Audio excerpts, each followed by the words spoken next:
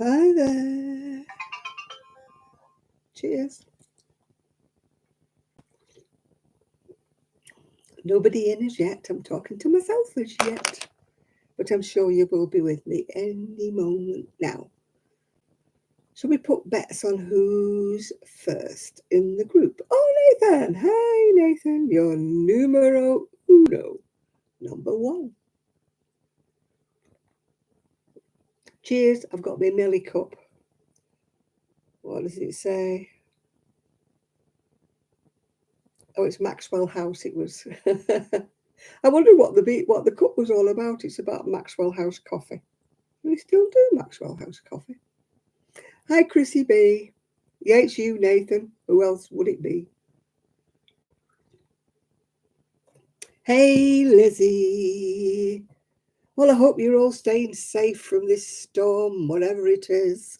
Gary to something. Christmas was very, very quiet, Esther, and the weather we are not talking about because it has been utterly horrendous. It hasn't been too horrendous for me personally, but for other people, they have had roofs ripped off, walls down, everything. Oh, it's been a nightmare. And it's still forecast it's going to be a tornado again. I mean, we're not used to tornadoes here in the UK. We have high winds, but we're not used to tornadoes. It's just not on our. Yeah, I've got a great big yarn bath because you know me, I never do a pattern, do I? I just started it off. Hi, Chris. Started it off with what I thought was the right number of stitches, and I thought, no, that's too big. Hi, Diane. I thought it's too big, so I had to undo 3 rows, and luckily I'd only done 3 rows before I decided to measure it. So I just decided to start something. Tornadoes in the UK, unheard of, isn't it, Nathan? What's going on with this world? Yeah.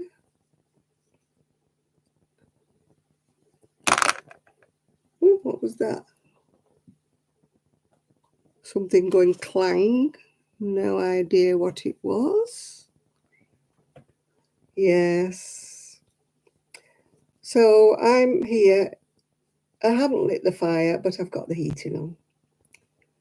I'm all alone. There's nobody in, no doggies, no anybody. So there will be no disturbances. Thank goodness after what that blooming Trixie did to my leg yesterday. I mean, she didn't do it on purpose. She'd been out for a walk and she came in all excited. And I was lay on the lounger with my legs extended and she just leapt without warning right on my legs. And she just ripped 3 big divots in my leg. And I didn't know I could bleed that much. I didn't know I had that much. I was practically anemic by the time I'd finished. My leg, I haven't looked at it actually. It's my daughter-in-law was a nurse for many, many, many, many years. She was a nurse. So I screamed, of course, when it happened because blood was going everywhere, all over my chair and everywhere. And she come in to see what was wrong because I'm saying, yeah, to the dog, yeah. So she come running in and I'm there trying to staunch the blood with a load of tissues. And she goes, hang on, hang on. So she's in what we call our ambulance cupboard. She's in there finding a big plaster thing. Like, anyway, that didn't work because it carried on bleeding out. So she disappeared again and came back with the TCP, which if you know what TCP is, it's ouchy. When this, it starts the blood, but it was ouch, ouch. And then I've got a big piece of lint on it now with that antiseptic ointment or whatever you want to call it, and a big bandage wrapped around it. So I look very dramatic. Very dramatic it looks, yes. Anyway, it was throbbing all yesterday. And I think she must have hit a nerve because, you know, the nerve goes twing, twing, twing. My son says, "Oh, you're being over dramatic." It's not his leg, is it? The trouble is, being elderly and diabetic and everything, etc., etc., I've got very thin skin. So it soon kind of, well, it kind of ruffled the skin up, if you know what I mean. Oh, well, Mama, she nearly did it again about 10 minutes later. She launched herself at me again. I'm like, no, get off, go away. I mean, she's done it many, many times before, but I had bare legs because I was still in my nightie and my dressing gown. So normally I would have had trousers on or something, so perhaps it wouldn't have been as bad. But because I had bare legs, she just like ploughed a furrow on my leg. Arian said, "I think she needs her toenails." You're right, mate, yeah. She definitely needs her toenails cutting. But, you know, if you know French bulldogs, they're so dramatic. If you go near her with the clippers to cut her toenails, it's like, ah! So they're going to have to take her to the groomers because they can't do it. Her toenails are like iron. They even broke one set of clippers on her toenails because they're so strong. And they got one of those grinder things, but as I said, she's so dramatic. She's like, ah! Every time they go near her with it. They were actually thinking of buying a sling, you know, like to hang her up so she couldn't get away. Oh, but it seems a bit drastic to buy a sling just to cut her toenails, doesn't it? But it wouldn't have been so bad, but they'd just been out for a walk, so her toenails weren't exactly clean, if you know what I mean. So I was more worried about, you know, getting germs in, you know, from the pavement or the beach or whatever it was she'd been. This wool is a nightmare. It's lovely, lovely wool. It's boutique unforgettable. But it has a habit of velcroing itself together when you've got to unpick it. It's not that fuzzy, but it just sticks together like glue. And of course, luckily I'd only done 3 rows. Luckily, thank goodness for that. I'd only done 3 rows. Hey, well, we've had a very quiet Christmas. My son done something to his hip. He doesn't know what he's done, but he's had x-rays, he's had all sorts, he's on painkillers. Apparently it's not sciatica, but it's some kind of a nerve that's trapping inside his hip joint. And he's been in agony, so he's not been at work, which is a bit miserable for him because he probably would have got a few tips, you know, the old ladies stick him a quid in the pocket, you know. So he might have got a few bob, you know. But of course he's missed all that because he's not been at work, yeah. Anyway, they've given him another sick note for another 14 days, so he's going to be off work till the new year now. So it's not very good, is it? You're a bit broke after Christmas, and he's on statutory sick pay, which isn't a lot of money, really. They did manage to get to IKEA. I'm glad I didn't ask them to go. And they got stuck. It was absolutely rammed in there, even though it wasn't a sale or anything like that. So they were stuck in there for ages. Anyway, they've got me doors. You know, I'm having doors like that put on to the bookcase to make it match. But of course, my son hasn't been able to do them because of, you know, he can't because of his hip. So hopefully in the new year, when it eases off a bit, he'll be able to do them for me. And he's got to put a new tap in the kitchen. We've got a tap that won't stop leaking. We've tried new washers. We've tried all sorts of things. Anyway, he's bought a new tap thing, you know, an up and over tap thing. So he's got that to do again when he feels a bit more, you know, he's a poor. I don't know what men are like, but he's poor. He's poor when he's in pain, you know. And I've just spent an hour today putting on a duvet cover, you know. Take you 10 minutes, you know, when you get older and you've got a bad back, to take you put a corner in, sit down for an hour, put another corner in, sit down for another hour, go and make yourself a brew, then come back. And but what made it worse, the duvet cover I'd chosen's got teeny weeny little buttons all down the bottom end. And you know my fingers can't feel anything. And they're worse than shirt buttons. They were teeny little buttons. And I had to fasten about, not 20, but there's about 15 of them I had to fasten. So that took me ages. Why don't they put zippers on them? Be a lot easier, wouldn't it, if they put zippers? Or huge press studs, not them little tiny press studs, yeah. My son said I should invent, you know, a duvet cover with a zip. One of those zips that started at either end and met in the middle would be fine, wouldn't it? You know. Or why don't they put the fastenings down the side instead of at the bottom? Is it just me that struggles with a duvet cover? Well, I never used to when I was younger. Changing the bed used to take me 10 minutes. Now it can take me all day. I've got a very, very thick mattress. It's about that thick. So the corners of your fitted sheet don't go over the end. I believe they sell sheets for deeper mattresses.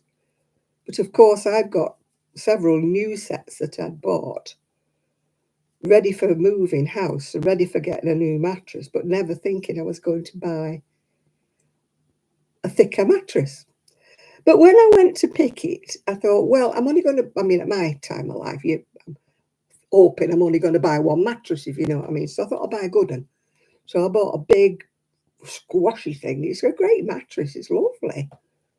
But the covers, you know, the corners of your sheet don't go over the end. And you're laying in bed and then ping, it comes and hits you by the ear, you know, because it's come off the corner. Oh, you struggle with them as well, have you, Diane? I thought it was only me.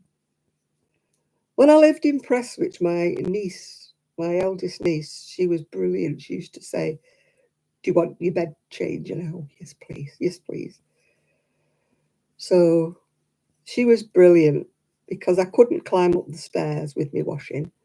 So I used to put my washing in a basket at the bottom of the stairs. And she used to come most Saturdays. And she used to say, right, do you want your bed changing or do you want your washing taken up? And I used to throw it down the stairs, so that wasn't a problem. But carrying it back up again in a basket, yeah, that was a problem. So she used to do that for me and she used to hoover me stairs because I used to manage on the flat bit. And I had a hoover upstairs and a hoover downstairs. But I could not hoover the stairs because it was too heavy for me back, yeah. But of course, now I've got my daughter-in-law. She does my hoovering for me. Well, mostly. I must admit it's looking a bit shabby in here. I could do with running the hoover around here a bit, yeah. Well, my son and daughter-in-law have gone out, and they've gone out with a camper van, so high winds are forecast, so I hope they don't get blown over on the way home. It's a bit grim out there. I don't think I've been outside since, when was it? Well before Christmas. I haven't been out the door. I went across to the shed, reluctantly, one day. I went for something. What did I go for? I can't remember. Reluctantly went across the garden to the shed, but that's as far as I've been for about over a week. Not been out. You look out and you think, no, no. You know, the wind's blowing, it's thundering down with rain. You think, do I really need anything? And I'm like, no, Amazon, you know. I'm on first name terms with the Amazon driver now. He's a lovely boy.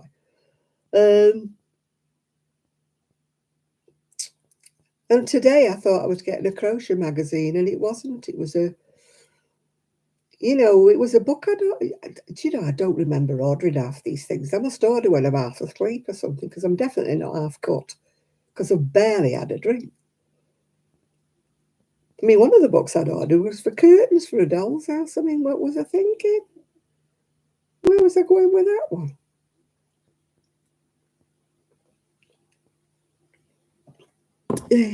I've had some lovely messages on my last video. I must answer them. I meant to answer them, but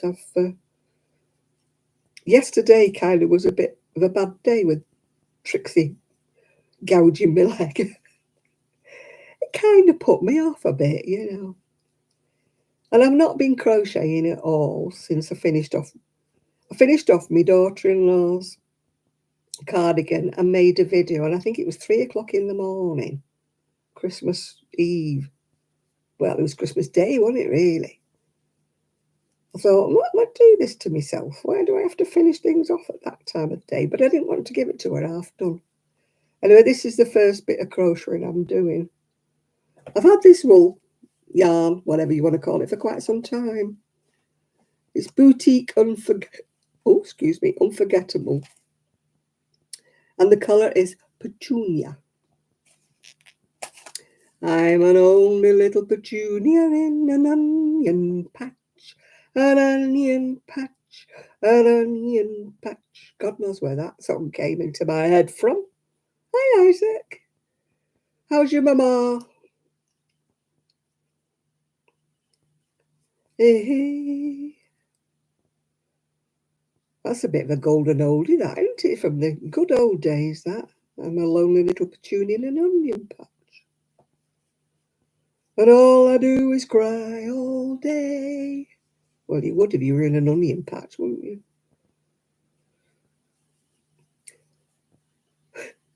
I know exactly how she feels, Isaac. I'm crumbling on the inside as well. But I'm a heck of a lot older than your mama. Oh, dear. I've just been watching this sort of omnibus last edition for the year from... She's watching. Hi! Hi, Mum. Just been watching the last edition from 2023 of Not Quite Enough Yarn, Leslie. She is so funny. Do you ever watch her? If you're a knitter. Even if you're not a knitter, you should watch her. She's great, absolutely great. She's got a fantastic sense of humour. I love watching her. And then I was watching Little Dr. Wonderful. She's got a sick chicken called Hey Hey.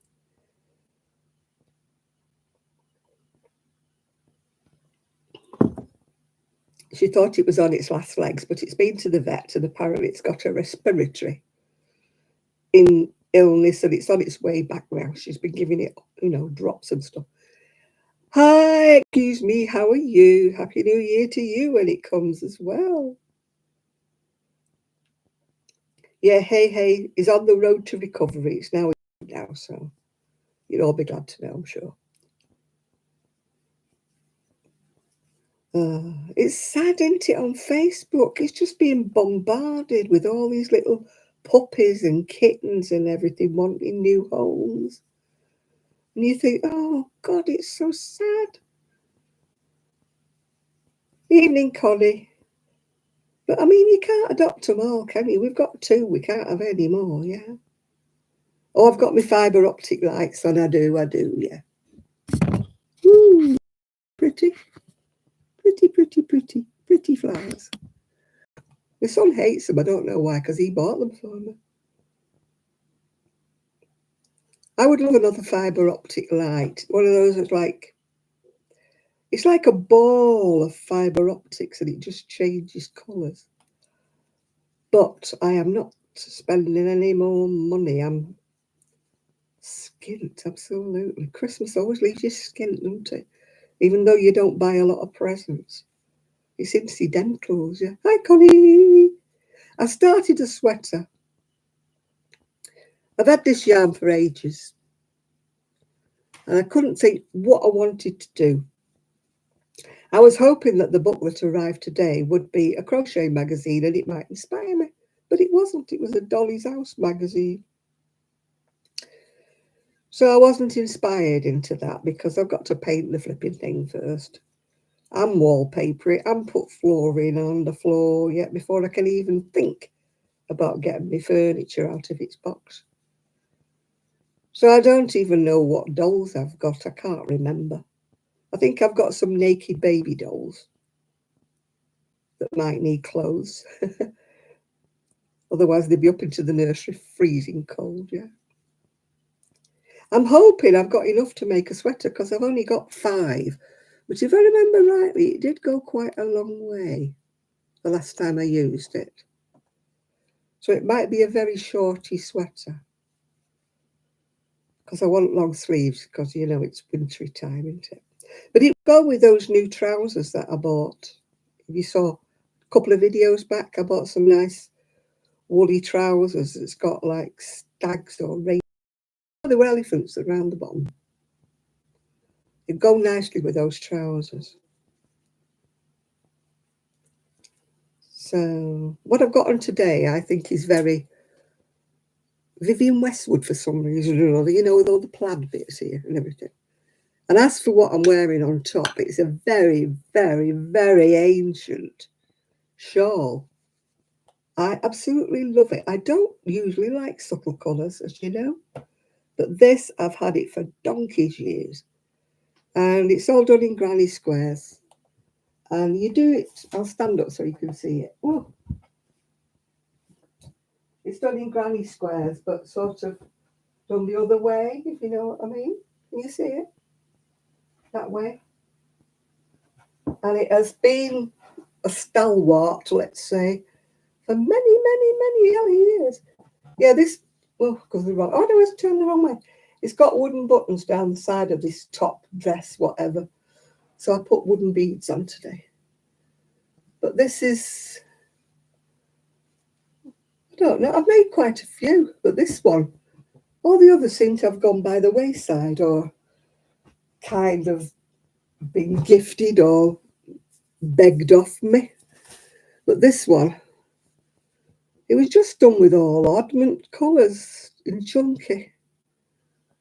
Some of it was James C. Brett marble chunky. I don't know. The cream was a cotton, if I remember rightly, that. But every time I made it, everybody's loved it. And yet it really was not me, my colouring it at all. And yet why I've worn and worn and worn it, as you can tell, it's fluffed up. Look, fluffed up. But it's so warm. I must make another one. Not sure in what colour. I've made others. In fact, I made one all in purples, but it was too jazzy for me. And a friend of mine came and she absolutely fell in love with it. So naturally, she went home with it. When somebody falls in love with something, unless I really, really want it for me, they usually go home with it, yeah. So I lost a lot of my shawls that way. I had another one with a black edging that was all bright colours and all, and that disappeared to somebody else who loved it. I have a white one that's got all purples on the inside, and that's been with me all around the world. It was a very fine one, and it's been on every holiday abroad I've ever been. In fact, it absolutely smells of suntan oil, that even though it's been washed innumerable times, it still smells of suntan oil. I used to use a suntan oil called Bergasol. It's like bergamot oil. It was before we knew about this factor 50 and burning and stuff. And it just impregnated my shawl, and it just absolutely smells of bergamot, even though I've washed it. Well, I've washed it every time I've been on holiday, let's face it. But I'm going to try to save up because I need to get a passport, money, and I need to have my chimney swept, money, because we're hoping to go to Spain, March or April, just for a week maybe. Yeah. But of course, I need money, don't I? So I may actually be brave one day and go into my shed. But people don't have money at the moment, so there's no point putting any yarn on eBay at the minute because people are broke like me. So I might leave it a couple of months and then try and de-stash, as they say. Sadly, it won't be going to the US because the postage is just ridiculous for anything that goes to the US. So you wouldn't be getting any bargains. People in the UK will be, but sadly not people in the US. You've only got to put your little finger on the scale and it's £15 going to the States, you know. Yeah. That's one of the main reasons why I gave up with my Etsy shop. Because everybody who loved my stuff came from the US. And I just couldn't compete money-wise. And also, Etsy were just, I watched a video the other day where somebody was just echoing everything I'd said about Etsy. And I thought, not on my own. She'd closed her shop down. And all the people underneath in the comments were all going, yeah, we've closed it. Yeah, we can't be doing with it. What happened to Etsy, It's just money, money, money with them.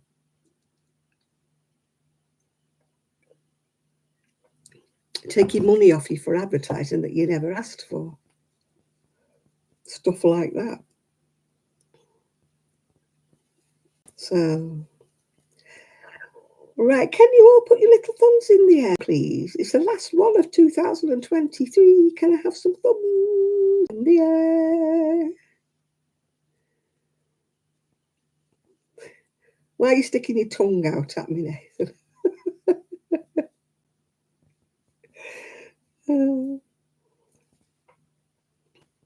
Yeah, hit the like button. As Lizzie says, hit the like button, please. It's 2023, the last one. So, woo, put your thumb in the air. Hey, Yolanda. You've thumbed. I'm glad you've thumbed, B. B has been all inspired, which I haven't. Hello, Mrs. Dubinter. I'm glad you've got your what do you call it? Your mojo back with your crochet. No, not with your crochet. With your painting. We've been doing a bit of commiserating, me and B, because we've both been in a bit of a slump. When you get a bit like dispirited, disheartened, whatever. Anyway, she's got her mojo back. I'm still waiting for mine. Yeah. Hi, Connie. Yeah, it's two days for us, Connie. Yeah. Yeah. Well, 2023 has not been a great year for most people. So let's hope we all have a good 2024. It's not been brilliant, has it? So many people have lost dear ones, haven't they? People I know. I mean, I know it's the time of year when my age group are losing parents, yeah. But it's still sad, isn't it? I mean, I lost both of my parents many, many moons ago, but it's still sad. Yeah, I'll be glad to see the back of 23 and all, yeah. It didn't go fast enough in some respects, Lizzie. It did go fast. I've got a fibre in my eye. In some respects, it dragged. But like you're saying, it did go very quickly. But I was glad it did. I'll be glad to see the back of it. All I've done this year is spend, and I don't mean frivolously spend, and I don't mean spend on wonderful things for myself. It's just been a year where it's been spend for this, spend for the house, spend for the heating, spend for the whatever. It's just been spend, spend. You don't mind if you could see a holiday for it, or if you could see a new appliance, or you could see something gorgeous that you've bought. But when you just seem to be spend, spend, spend with your hand in the pocket, yeah.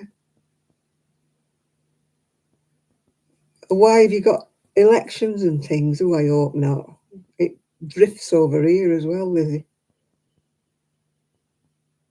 We get dragged into the rah-rah. Oh, I've got a fibre in my eye. It's getting me nerves. We get dragged into it over here, even though it's nothing to do with us.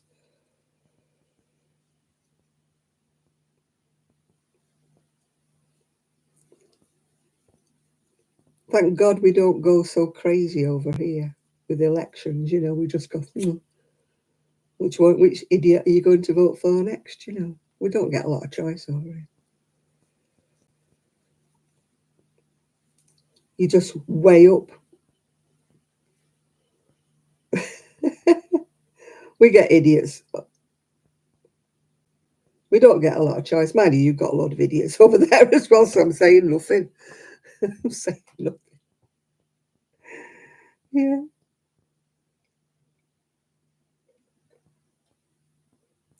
I can remember when I was young, I'm really ancient now, but I can remember when I was younger, there was a real distinct difference between the parties. So you knew exactly what each one stood for, and you knew exactly how you were going to vote. But now they've all blurred into one. So you're like, which one of the bad bunch do we vote for now? You know, you don't have anybody that like stands out of the crowd. You think, oh, you know, now he's a good man or woman, vote for them. But now you're like, you know, but I've kind of like given up bothering. Yeah, it is, Isaac. You see, that's the trouble. If you were, and if you could believe what they were saying, that would be a great thing, wouldn't it? You know, they're full of these promises, aren't they? I don't care who they are, what party they're from, full of promises. Oh, they've got to do this and that and the other. And the minute they get into power, they forget it all. You feel like saying, hang on a minute. You signed this saying you were going to do this. What happened? Ah, well, you see. Yeah, I think you have to be liars to get into politics these days. Yeah, an honest politician, yeah. Yeah, they're full of everything, delivering nothing. They're never on the side of the little man, are they? The little person. The one who keeps the country going, the little man at the bottom. The little man who's working. We're like swans, aren't we, with our little feet going like that.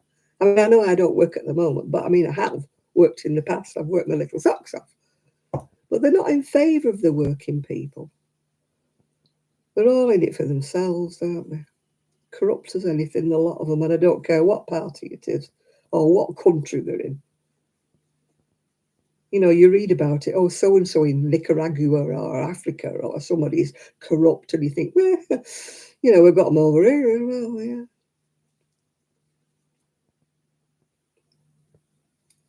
Oh, yeah, they're full of everything, aren't they? We promised to do this, we promise we will do that. And 12 months later, nothing's happened. Yeah. People say to me, have you been to vote? And I say, why? Why? What difference does it make? Oh, at one time I was hot foot up there. I used to vote before I went to work and votes for women and all that jazz. No, I'm so apathetic I could barely be bothered to get out of bed. Oh, is it voting day? Mm-hmm. Tell you, Emily Pankhurst to despair of me.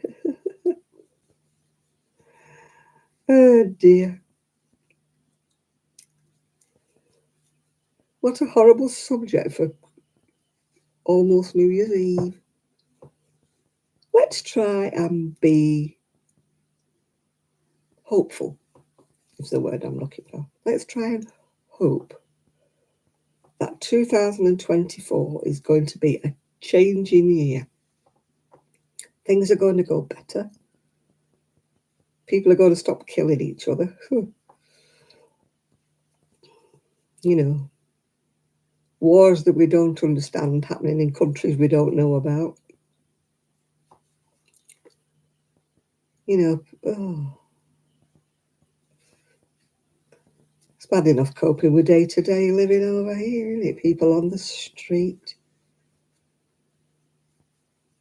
Now we've got tornadoes. What more do we want? We never used to have tornadoes. We had a bit of high wind and a few gales, but we've never had tornadoes before. Ripping roofs off things and stuff. Flipping heck. I mean, my son's in a high-sided camper van at the moment. I hope he don't get blown away on his way home. Oh. So anyway, did you all have a nice Christmas? Ours was very, very quiet. Yeah, the tornadoes were awful. And it all happened in the space of about a minute. You know, 1 minute there's nothing, the next minute there's this woo woo woo and the roof's up the street. I mean, it was very high wind here, but thankfully. Some people lost fences and different things, but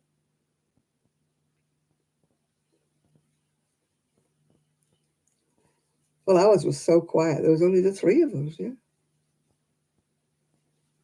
It wasn't a big fuss. We don't buy like loads of presents and things like that. We don't go bonkers. I mean, obviously, my daughter-in-law bought for the kiddies, you know, the little grandchildren, because they, you know, they're still at the Father Christmas stage, aren't they? Yeah. Yeah, there was just three of us. I can't eat a big meal anymore. I can't do this. I mean, my daughter-in-law made a beautiful meal, but it was too much for me. I can't eat it anymore. I struggled to eat about half of it on the plate, and I said to her, I do apologise. I said, it's nothing to do with you cooking. I just can't eat it. My appetite's like zero at the minute. Just a waste of time giving me big dinners.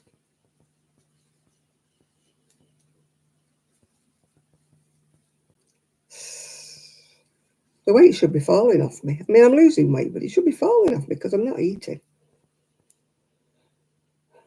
I've got a box of chocolates, a box of chocolate biscuits, a box of other biscuits, and some cheese crackers, and they're not even been opened. Not even been opened. That's not like. I mean, I know I've not really been eating chocolates and stuff because of my diabetes, but even so, I'd bought them thinking, oh, it's Christmas, you know. It's Christmas, I'll give them a good go, but not even the chocolates have been eaten.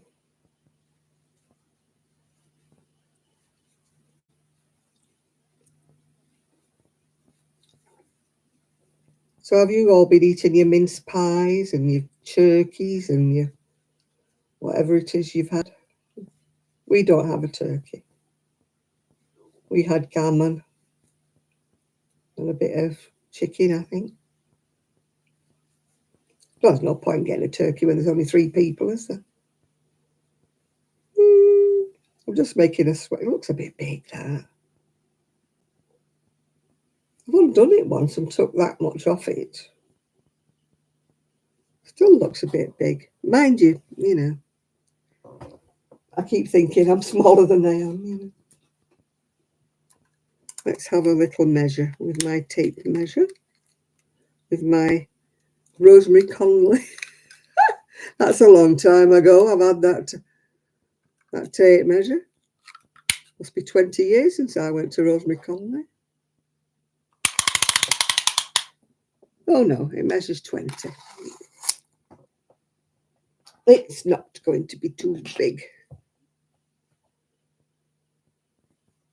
I'll probably do so much, and then I'll do the sleeves, and then I'll see how much I've got left to see how long I can do the body. Because I don't like 3/4 sleeves. I like long sleeves. Tra la la la la la la.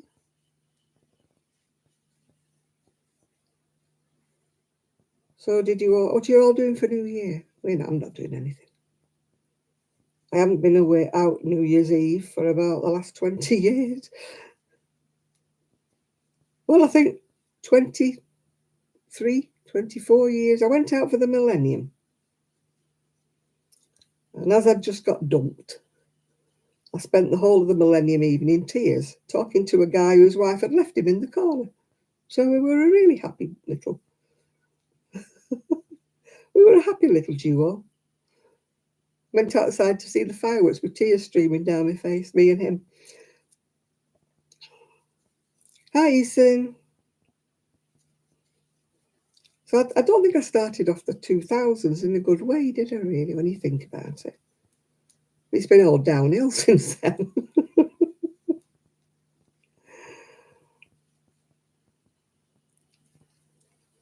Oh, dear. I think last year I was in bed before it was midnight. I don't think I even waited up to see the new year in. I think I went to bed. I sort of vaguely heard fireworks while I was laying there half asleep.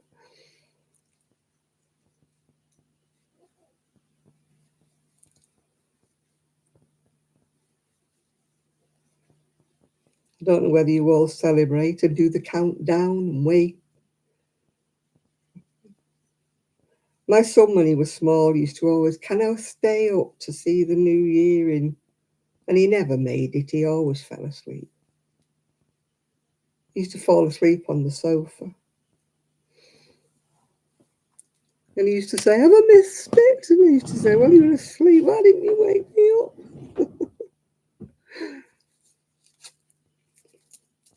I used to like watching the fireworks on the telly, not in real life, because it used to scare the dog. I used to watch it, the ones at Tower Bridge and that. I believe the Mayor of London now wants to charge for everybody to watch it now. I don't know whether that's true or not. I used to like the ones in Australia, the ones by, Sydney Harbour Bridge. I used to like watching those. Because obviously their midnight was a different time to ours.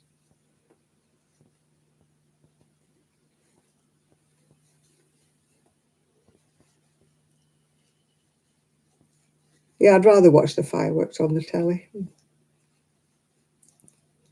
I don't like the bangs. It scares me to death. I like the pretty colours, when they go whoosh into the sky. I don't like the bangs. I had to put my wrist cert in already. I wasn't on that much.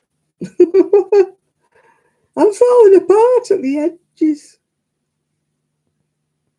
I'm like Isaac's mum, falling apart.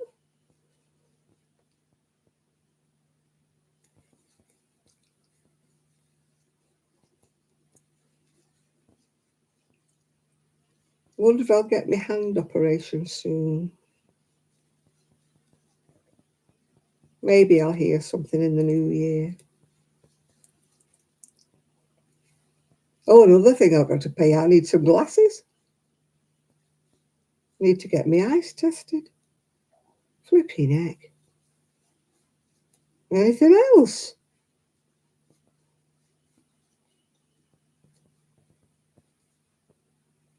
I'll be selling my soul in a bit.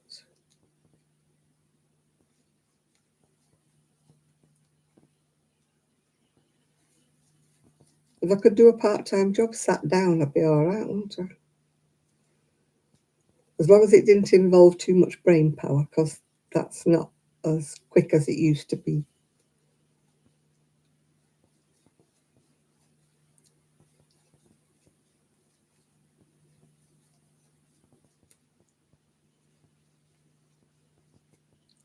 Not a lot of jobs that don't involve walking about and doing things, is there?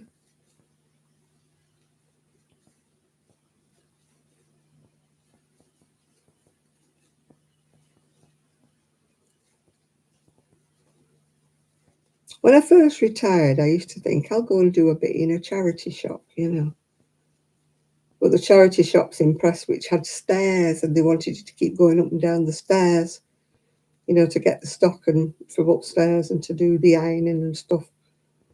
Couldn't do any of that. I said, no, I could only do the till, sitting down. But you have to do all the rearranging of things on the racks and sorting stuff out. I couldn't do it. So It was a no to the charity work. I didn't do that.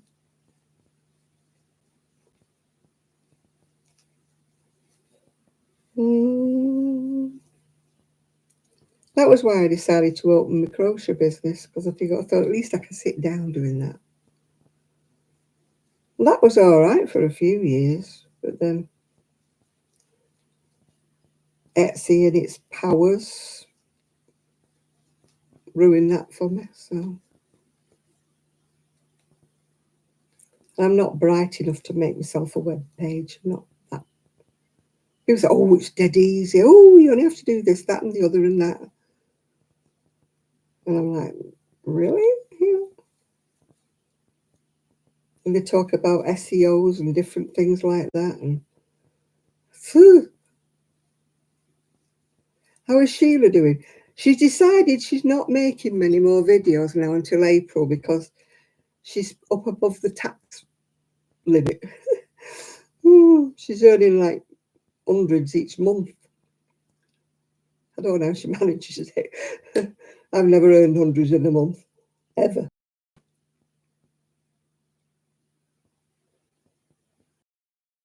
It went to the wall, Isaac, like everything else in my life.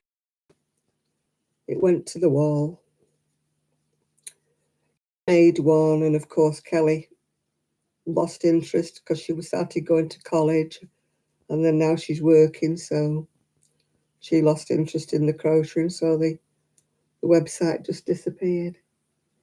And then another lady that was supposed to be making a website, she changed her mind and went working somewhere else. And story of my life, that really. I'm like the kiss of death to websites.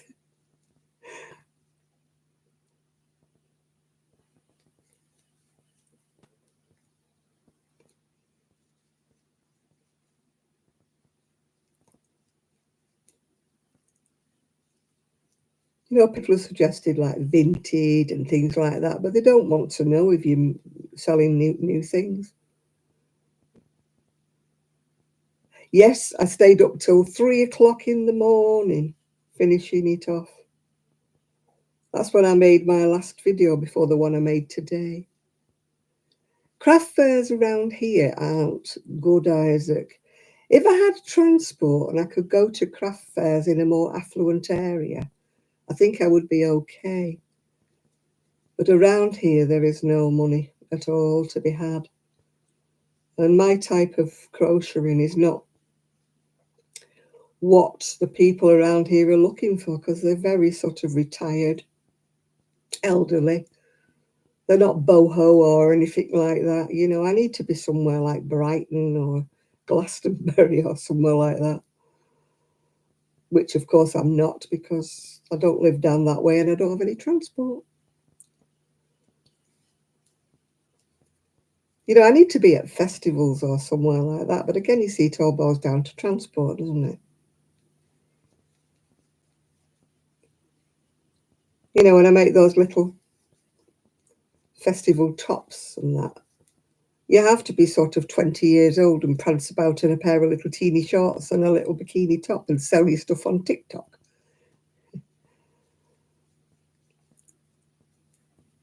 See your old granny wearing a nothing could be worse, could it, than me wearing a bikini top prancing on TikTok. Might be good for a laugh, but don't think it'd be good for sales. Look at that old biddy with all her wrinkles wearing a tank top.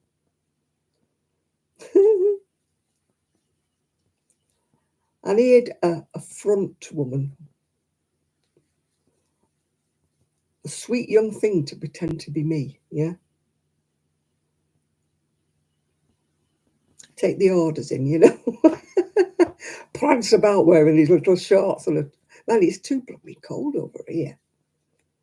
America, you know, it's always hot over there, so they sell like hot cakes, if you know what I mean, because people don't need big chunky cardigans, do they, over there? Unless you live in Alaska, I suppose.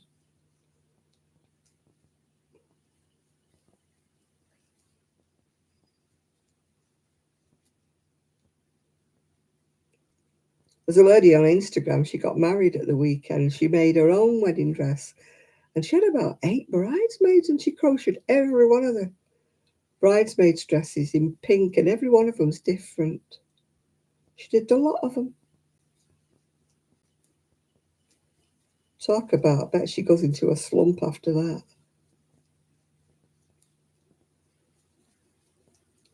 Can you imagine making about 8 bridesmaids' dresses? And it was all quite fine crochet cotton she made them all in. She didn't make them all chunky and open work. She must have crocheted her little hands off.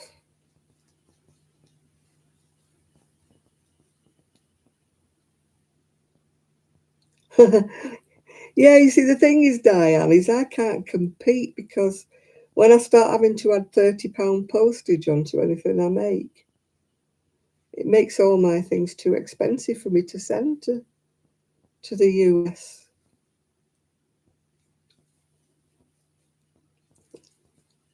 That's why I had to stop. When I had my Etsy at first, it used to cost about £15 to send a cardigan to the US. So it wasn't too bad because then I could compete, you know. But when they put the postage up to, and also Etsy started charging their commission on the whole amount of money, including the £30 postage. But the £30 postage wasn't my profit. They never used to. They only used to charge their commission on the amount, not the amount plus the postage. But then they started getting greedy. So if you can imagine £30 and then they were taking commission on my £30 postage, it meant I was left with nothing. It wasn't worth my while doing it. But it's not just me that's complained about this, it's everybody else is complaining as well. But they shouldn't be doing that. They shouldn't be charging their commission on the whole amount. Because, you know, postage costs is something that nobody's got control over. It's not a profit, is it? It's just something that we have to pay to send things out through the post. It's not we have a choice unless we, you know, if you're in America, if you drive to the next state to deliver it, you know. Because we don't have like a set box rate like you do in some places in America where everything that fits into a box is a certain price. We don't have that here. Everything gets weighed. And the first weight is like 30 quid, I think, unless you're sending a postcard, yeah.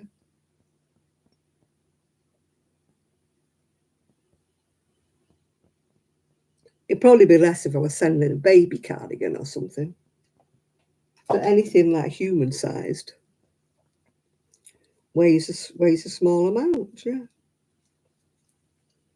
So I don't know. I've just given up at the minute. I don't know what the heck I'm going to do.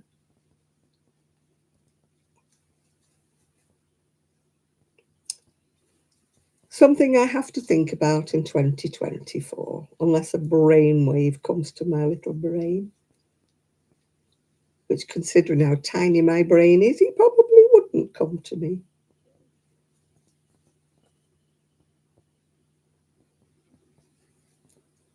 I mean, I did try a commission like with that shop in Cleveland's, but she was downright rude, telling me all my things were too expensive, even though I reduced them. I'd reduced them.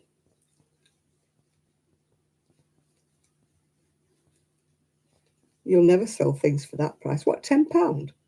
£10 for a little bikini top, and you're selling what flimsy little Indian dresses for £65 and £85, telling me my £10 handmade bikini top things are too dear.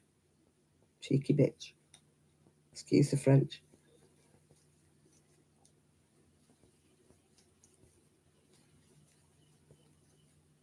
Because she was taking 25% off that. So I wouldn't have even got £10. I would have only got £7.50.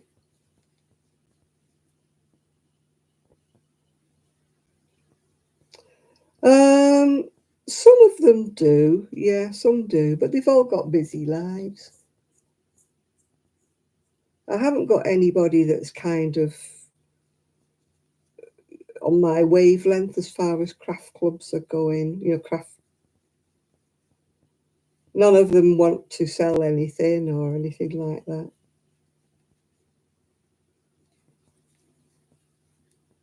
The one girl who likes doing the craft fairs with me, she doesn't drive, and her husband works on a Saturday, so we can't even get a lift off him.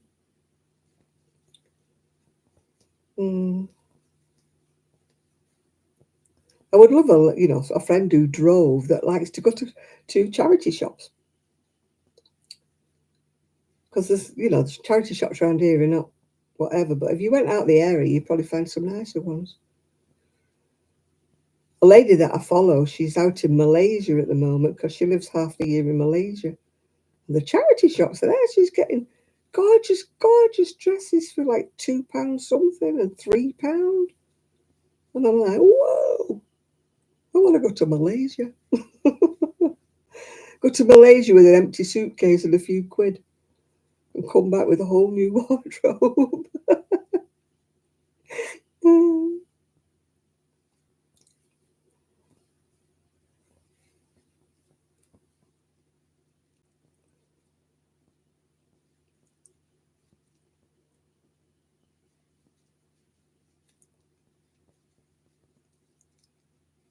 Yeah, I need a house in Brighton when I win the lottery.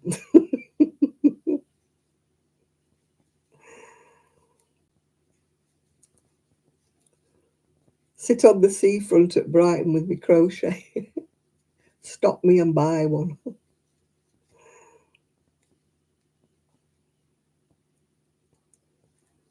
I could do with going for a holiday to Brighton with a big, a car full of crochet. Go around the little boutique shop saying, would you like to buy any of this? Put your own profit on it after you've bought it.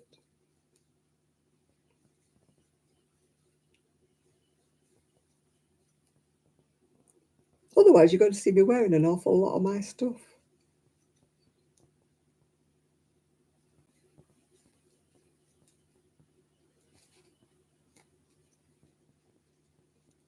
But at least with this colour, I know what I'm making it. I'm making it to go with a pair of trousers that I've already got. So it's not making this on a whim. I'm making this to go with something.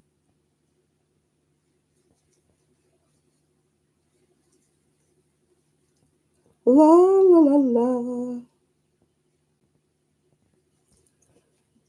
I think half the time I'm not feeling inspired at the moment is all the knit clubs have stopped at the moment because of the Christmas period. I think the first one starts up on January the 3rd, I think, is the first one. But the one I go to in the evening, that doesn't start up till February.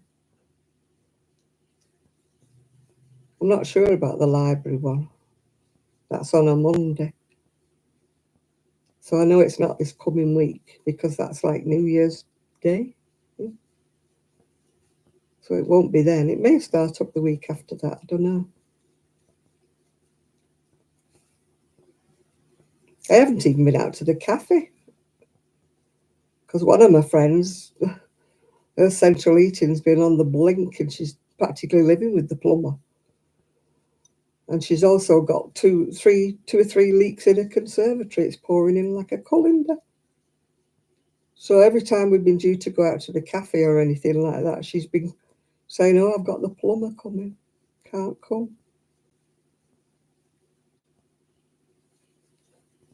And then one day it was just howling a gale. So I said to my other friend, she goes there on a bike, push bike. I said to her, I don't think I want to go. And she goes, well, she'd have got blown to bits if she'd have come. She'd been blown off her bike.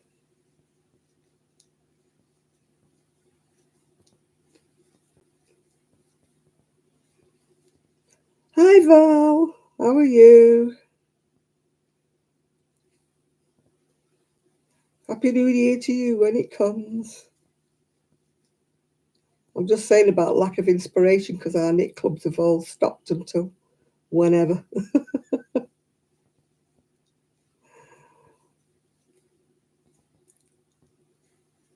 I'm the walking wounded at the moment, Val.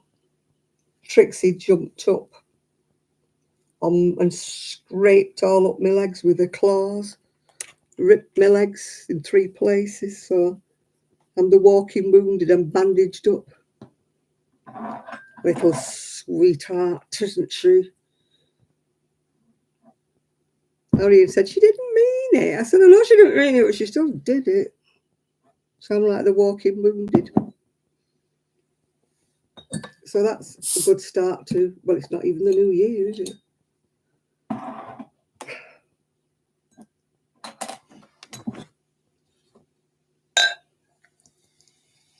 I'm having my dandelion and burdock. I'll never make a barmaid, will I?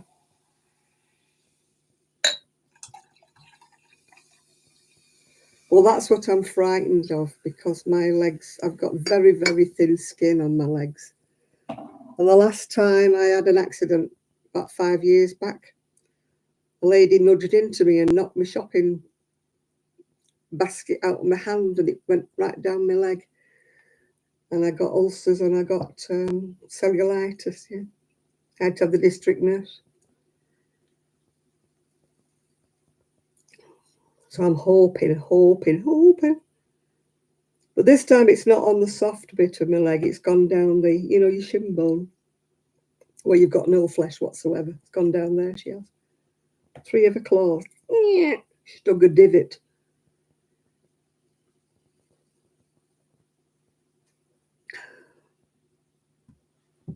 Oh, God, it took forever. Yeah. I had cellulitis that bad. The district nurse was putting like pads on it and stuff, but it wasn't. I was finishing up with, close your ears, guys, big, thick sanitary towels strapped to my leg, because it was the only way I could soak up the wet. Otherwise, it was just running in my slippers. It sounds horrible, doesn't it? I had to put a towel on the floor. I had to put a plastic under the towel because it was going all, and my slippers were ruined. It would have gone onto my carpet. And if you've ever had cellulitis, boy, does it smell awful. It took ages to heal up that. I was cursing that woman. I didn't have hold of my basket properly, and she just nudged me. She didn't do it on purpose, obviously. She didn't even know she'd done it. It was like, clean up on aisle 3. They had to come with a mop and the bucket for me. I had the first aid nurse who would come with a little plaster. She was a lot of help.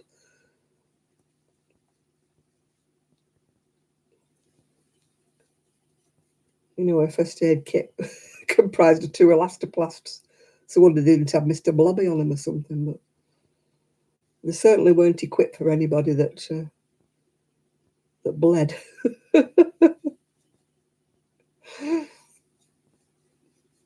Yeah, they had to get the cleaner with the mop and the bucket.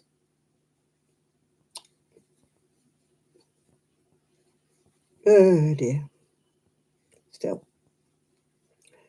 I'll have to take the bandage off tomorrow because, I managed with the strip wash today, but I need to have a shower.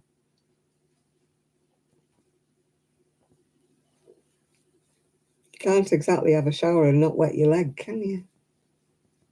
I'll have a look what it looks like tomorrow. Take the bandage off and see what's going on. Because I'll have to have a shower. Can't start the new year off stinking, can you? I know you can manage a day or so, with a wash down, head to toe wash down, you can manage like that. But there does come a time when you've got to immerse your body in water.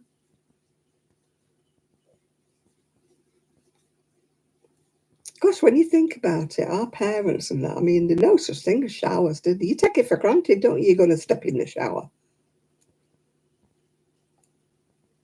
It used to be a grand occasion, didn't it? Even to have a bath, it was like, put the immersion heater on half an hour before you want a bath. That's when you did have a bathroom. For ages, until I was about 11, we didn't have a bathroom.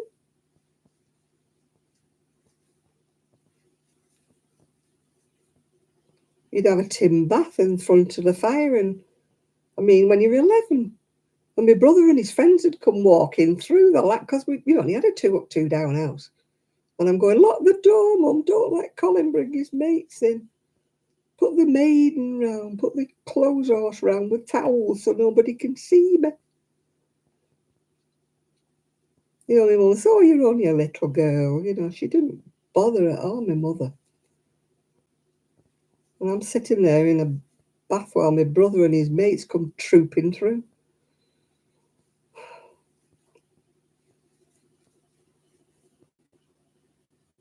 Yeah, there were no such thing as modesty with my mother, I tell you. And yet she was the opposite with herself. I don't think my dad ever, ever saw my mother naked. I don't think he ever saw her naked. And they were married for, 60 years.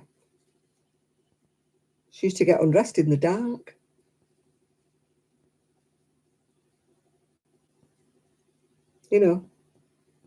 She used to put a nightie on and then she used to take her underwear off underneath the nightie. And then she used to say to me, what are you bothering about? I'm sitting there in the bath going, oh, no, don't let them in.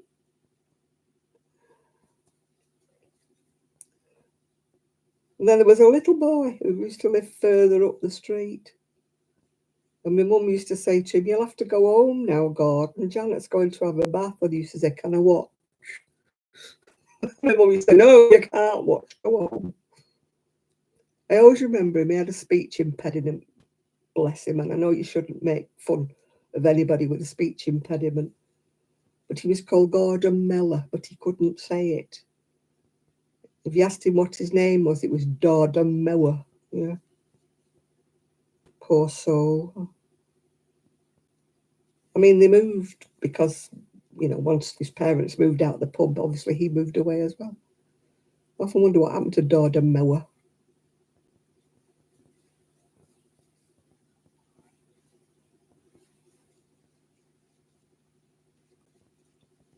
Do, do, do, do, do.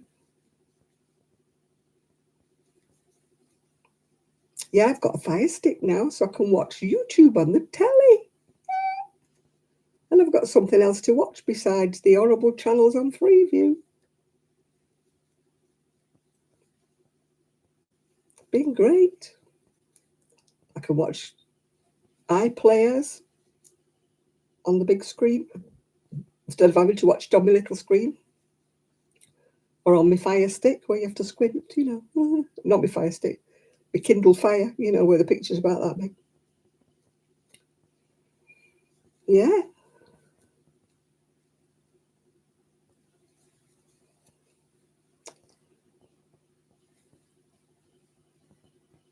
I've been watching, she's called Crafton a Cuppa.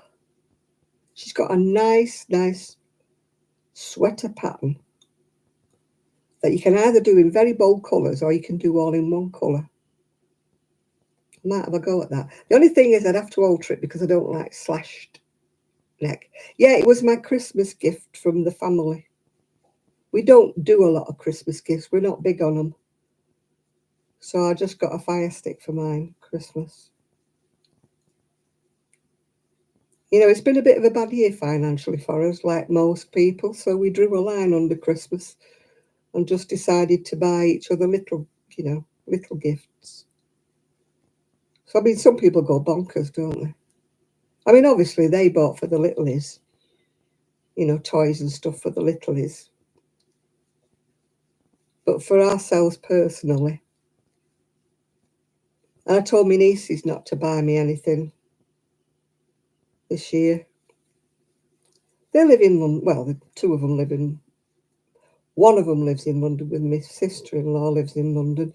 So you have to be cautious about what you actually get them for Christmas because you got to post it. So we decided, I said, look, we'll just draw a line under it now. And I don't see my great nephew and great niece. I haven't seen them for about 3 or 4 years now. So you don't know what they're into. You don't know what presents they would like or anything. So it was getting a bit silly, really. It was usually, you know, toiletries or socks for the men. There was not much else you could do, really. So we decided to draw a line underneath it and not bother. And then this year's the first year I didn't buy my ex-husband and he didn't buy anything for me.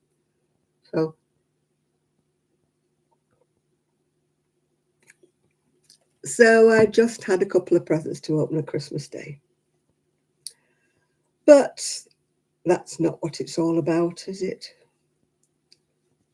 It's not all about, you know, expensive presents and things, is it? It's not all about that. I'm not one of these kind of avaricious people who wants a lot of things and a lot of money spent on me and stuff. I'm quite happy. Somebody sends me a card and wishes me happy Christmas, you know. I'm not that kind of person.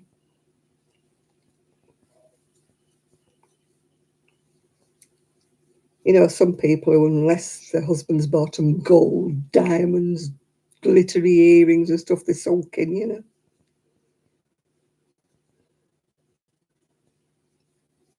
You know, things have been hard this year, haven't they? People are drawing the, well, you say draw your horns in, don't they? People have been watching their purses and their wallets a lot more than usual.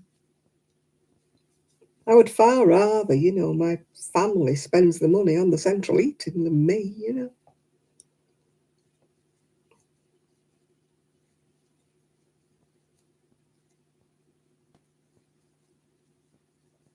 There's only so many smellies you can use, isn't there? There's only so many whatever you can wear.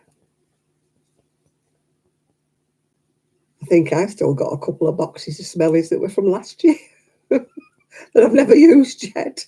I don't even know what's in them. They're still boxed up. Maybe I should break them up and then I would know what's in and then use them.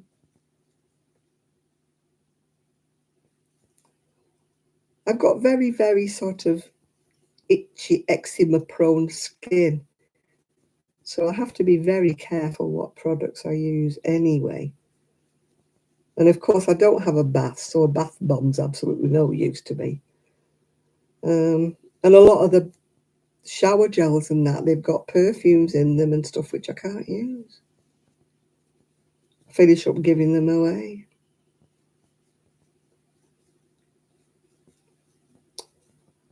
Still, the thought that counts, isn't it?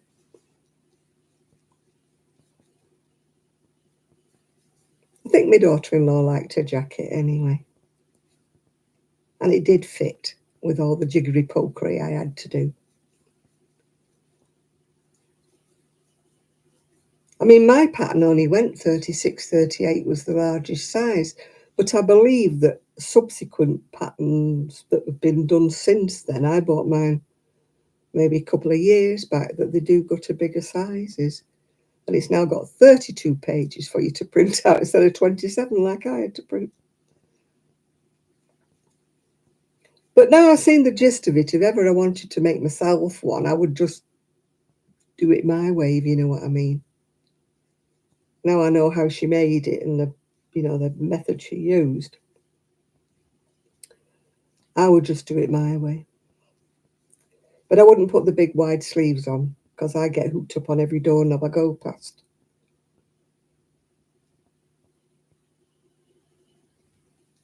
I go, like, I'm still on the door handle, you know. Nearly broke my arm a few times doing that. Because our door handles are like straight across ones, yeah. So every time I go through, I get hooked up. That was such a rough anyway. I washed my dressing gowns. The family were out one day, and I thought, right, I'll commandeer the washing machine. Washed my bedding, washed everything, washed the towels, washed my dressing gowns, both of them. Put one on this morning, egg down the front. Oh. Anyway, it was just down the lapel, so I've just washed the lapel and left it to dry. I'm such a scruff. Cannot wear anything nice. If any of my sandwiches drip, you know, mayonnaise, coleslaw, anything, all down, straight down. My son's the same. My son cannot wear a white t-shirt. He cannot wear one.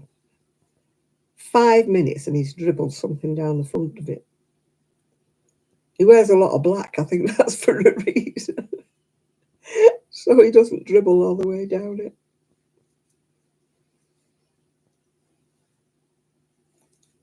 Hey. I spoke to Sue, but that was before Christmas.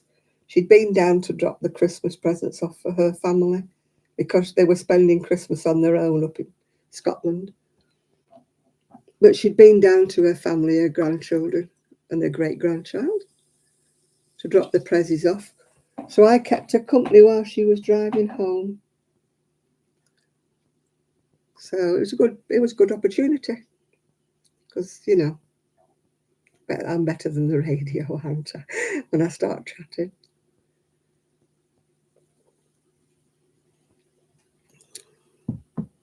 Yeah, they were going to have a quiet Christmas. Mine in Scotland, they tend to celebrate Hogmanay or New Year's Day. Although she didn't really have any plans because, like, you know, you can't get a taxi. She lives, like, off the beaten track a bit. So you can't go out Hogmanay, have a drink and drive, can you? There's no pubs, like, locally to her. So unless she pops in at one of her neighbours, there's not a lot you can do, really. I asked her, was she celebrating? And she said, no, not really. She'd probably have a wee drop, a wee dram, or whatever you want to call it.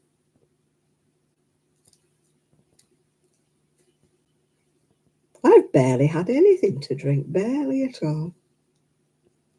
I had some Baileys in me coffee. And then the other day I had some brandy and hot water because my stomach was a bit upset. But apart from that, no.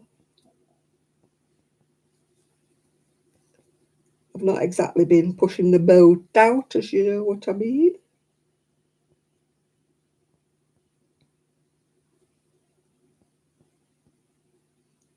I just don't get any pleasure out of it anymore. One time it was nice when you're in social company. I don't mean to get drunk. I don't like getting drunk. But, you know, to have a couple of drinks so you feel a bit merry when you're out in social company. But when you're in on your own in the house, it doesn't seem to have the same. I don't mind having a drink, you know. I'll have a drink. But getting drunk has lost its appeal. I don't see anything nice about getting absolutely rat-legged, as we used to call it, falling down drunk.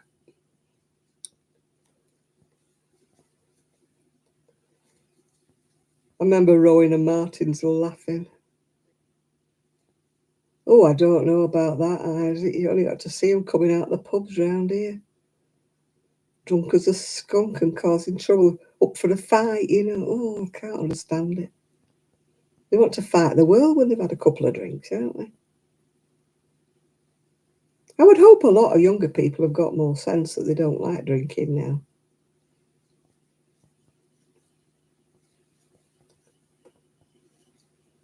I don't see any fun in losing track of your senses. Hiya, Munchkin. Oh, yeah, Blackpool fire. Yeah, they reported Blackpool Tower was on fire and all these fire engines went running up to it and it was orange netting fluttering that somebody had thought were flames at the top of the tower.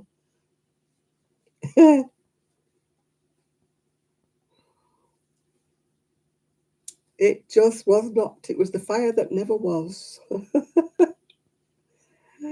Still, it's better that the fire engines went and there wasn't a fire than if they hadn't noticed and the whole tower went up.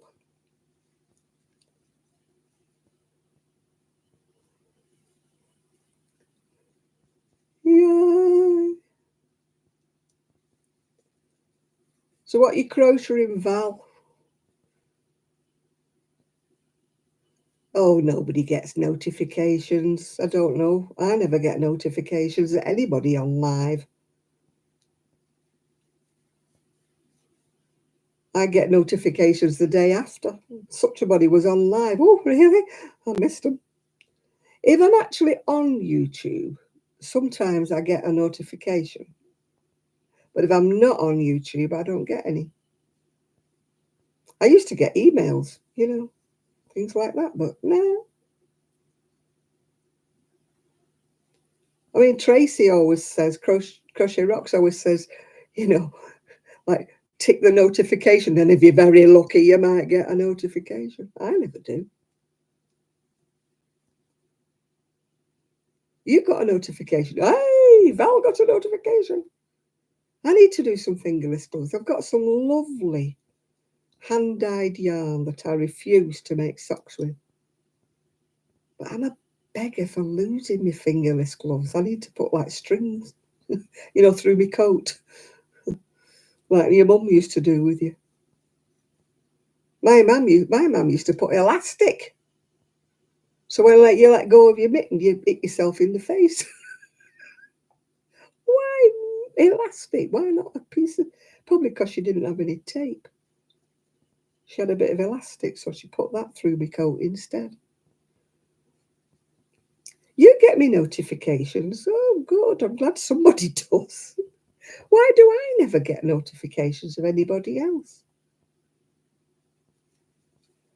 I sometimes, when I'm looking at my subscribers, not my subscribers, I mean the subscriptions, I'll get notification that somebody's going to be on in 30 minutes. Sometimes, yeah. Sometimes I get that. Do you want to, such a body's coming on in 30 minutes. But you see, I never do that. I never do come on beforehand and put, I'm going to go live in. Yeah, well, I have to, well, this is actually the strap because my wrist was hurting. I would, Val, I've got very cold hands. What they say, cold hands, warm heart. My mum used to say, oh, you should be able to make lovely pastry with those cold hands, but I never could. My pastry was like lead. I used to cheat and get that ready roll stuff, if I ever had to do a pie. I didn't want to poison anybody with my pastry.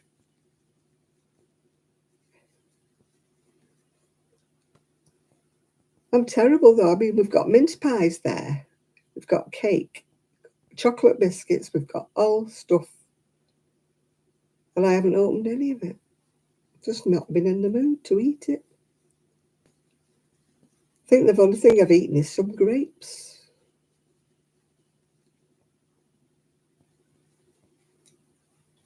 I mean, my son gave me a piece of like cake at lunchtime. He said, oh, it's gorgeous, this cake. But it had like little bits of candied peel in, so I was like...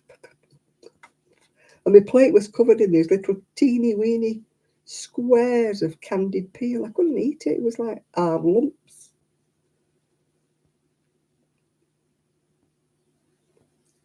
Well, I don't know whether I've got Raynaud's, Isaac, or whether it's just like, neuropathy because of me.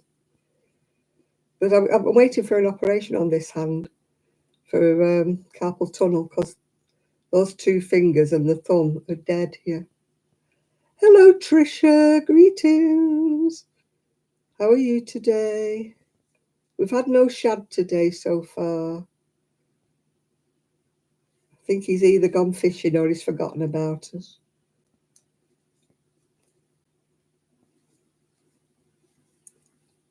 Chris is on here somewhere, but he's probably gone cooking his tea. He's gone very quiet. And we've got Nathan on here as well. He usually sits here listening. I don't know whether I've got Raynaud's or not, Isaac. It's never been confirmed. It's hard to distinguish between Raynaud's and neuropathy. Because when you're diabetic, you can have nerve damage. So it's just one of them things you don't know. And I don't think it would make a whole lot of difference if I had a label, really. You still got it, haven't you? You were eating and cooking. Ooh, what you made. I'm a medical mystery. You're right there. I've long ceased to try to unravel my mystery. Yeah. What have you cooked, Chris? What have you had? Are you going to tempt us with all what you've been making?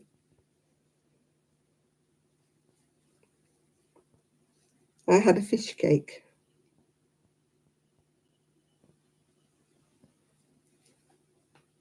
That's what I had. One fish cake on a sandwich. And I was full after that. Told you I can't eat these days. Really can't. Homemade broccoli and bean soup.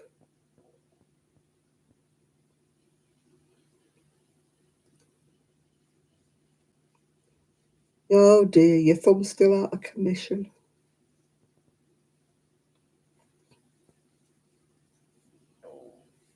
Oh, Chris is always cooking something nice. He puts me to shame. Me with my fish cake. And it wasn't even one I'd made myself.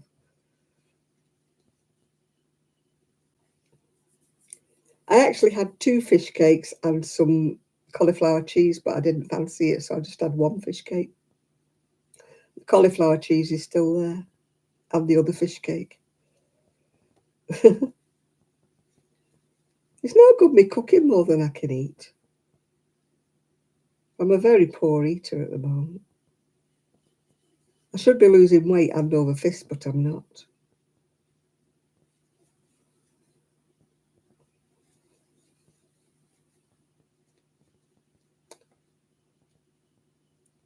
At least I'm not putting it on. I've got, look at this. That's where I'm losing weight. It's not helping because I've got a new mask now that's digging in. Big grooves down my nose and grooves down my face. Because I have to have it tight so that it doesn't leak. I'm talking about a CPAP machine in case you're wondering. But I have to pull the straps that tight. I do have not actually Manuka honey, but I've got Manuka honey in a tube that is like medicinal, which I could perhaps use on my leg if it hasn't healed up. But I haven't got any to eat, no.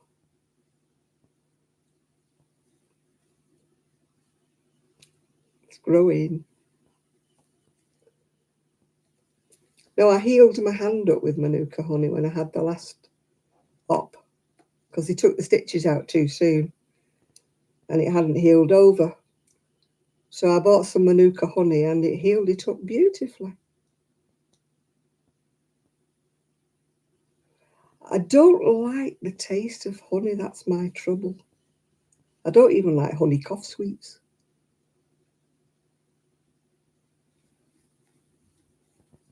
Everybody else loves honey, but Manuka's quite expensive, isn't it?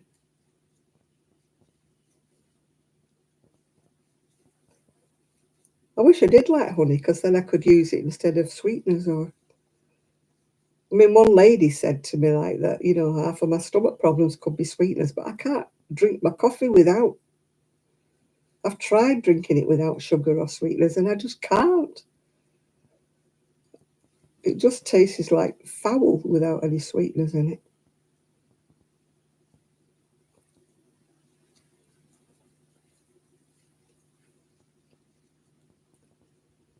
I've had this gastric problems now for about the last 3 or 4 years. They keep saying it's my IBS, but it's gone on too long for that. One day I'll get to the bottom of it. I'm a poor one for going to the doctors. I don't like wittering to the doctor every 5 minutes, I mean, some people are never away, are they? But, I'm the opposite. My old doctor in Prestwich used to say, he knew that I was ill because I'd gone to see him. I drink plain black coffee, but I can't drink it without the sweeteners or sugar. I've tried and tried and tried, and I cannot drink it.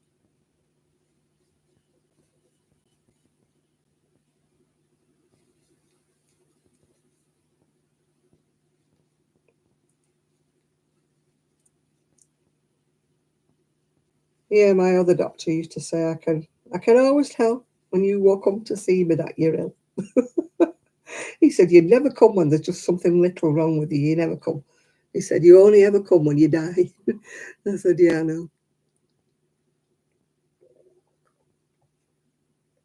I think I've seen two doctors. Yeah, two doctors in 3 years here.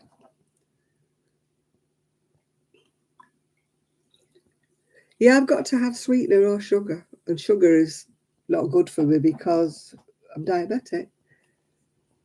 But sweeteners do tend to cause stomach issues. But I don't really have a lot of sweeteners because I only have maybe 2 or maybe 3 cups of coffee in a day, so it's not like I'm drinking it all the time.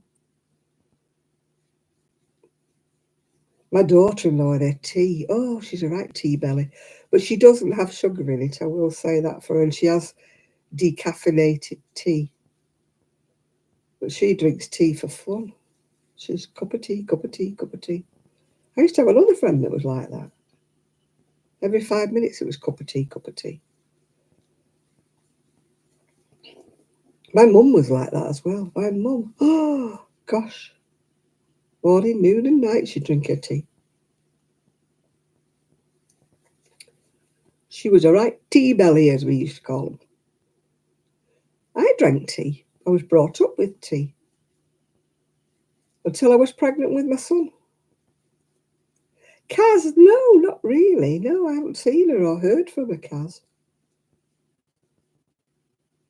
The last time I heard from her, Kaz, she'd been to a show, I think, with her daughters. But then she got COVID, didn't she? So I don't even know if she's back at work. I've not seen much of her on Facebook or anything. Hi, John. New Year to you and your mum when it comes.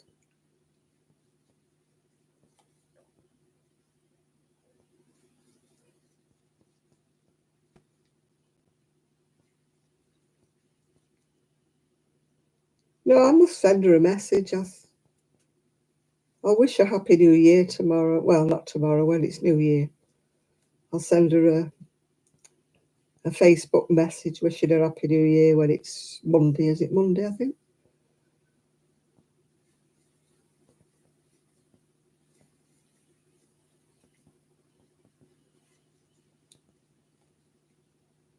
No, Monday's New Year's Eve, isn't it?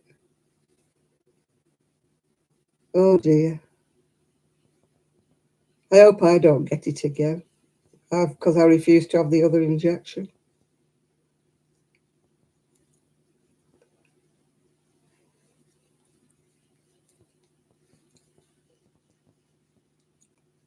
So I hope I don't catch it. But I mean, Kaz works in retail, so she's bound to be coughed on and spluttered at, isn't she?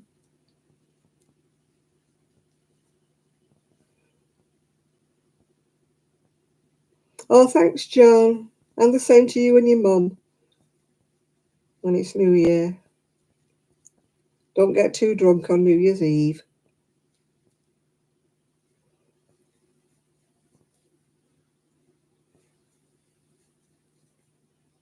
I might treat myself to a drink to toast the new year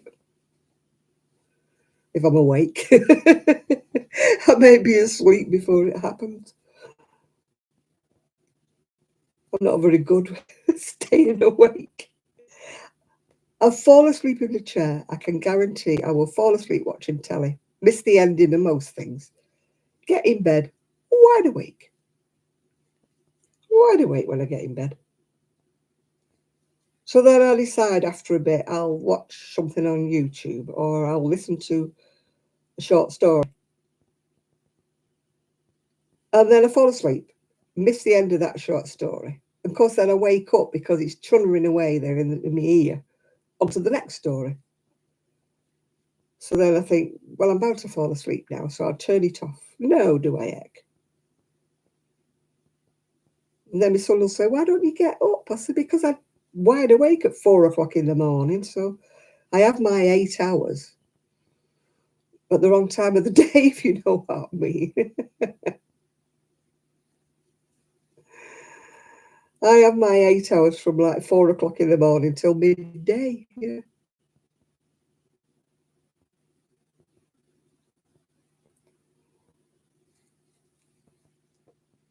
Yeah, I can't. It's getting to sleep that's my trouble.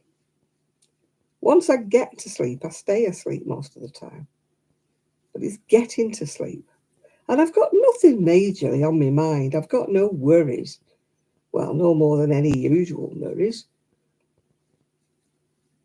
No, if I have a bottle, I'm worse, John.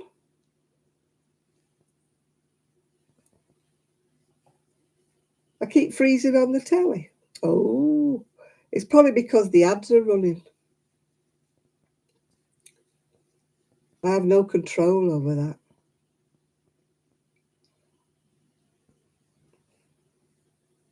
Hiya, Jane.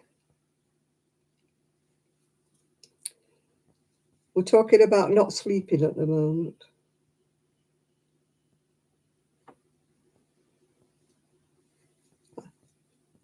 I did fall asleep though last night because I started reading.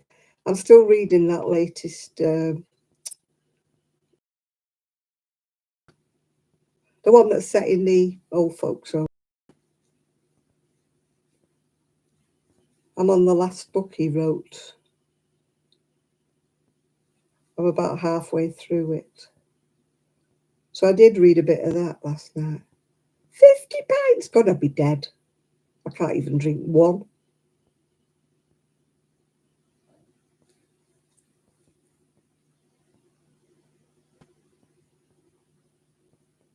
Oh, they're always inventing new strains of everything, Munchkin. I'm sure they release things into the air. I'm convinced.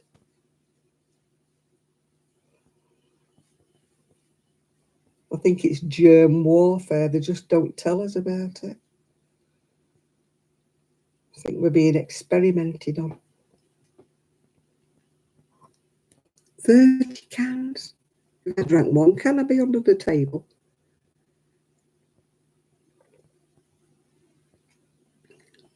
Oh, I hope I don't get any of that. That new COVID.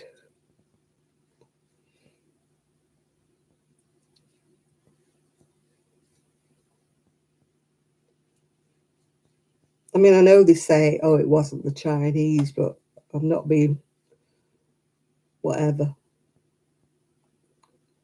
But I still don't trust that laboratory that was supposed to have released those things.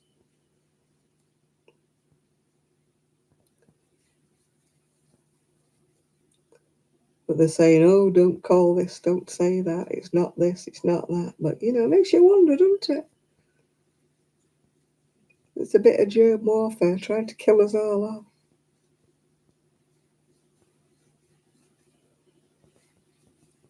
Let's get the old and the weak. Let's zap them all and get rid of them all.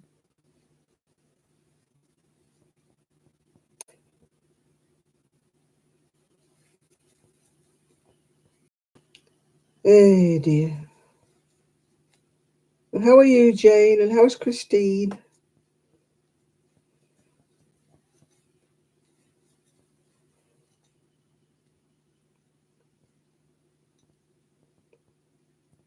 What did you get her for Christmas? What did you get your doggy for Christmas?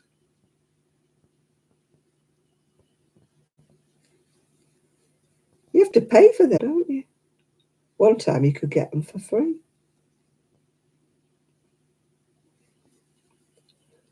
Did you get Christine some nice bones and squeaky toys for Christmas?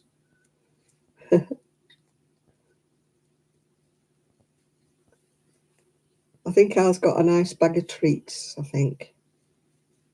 But you have to be careful, don't you, what you buy, because some of them are terrible.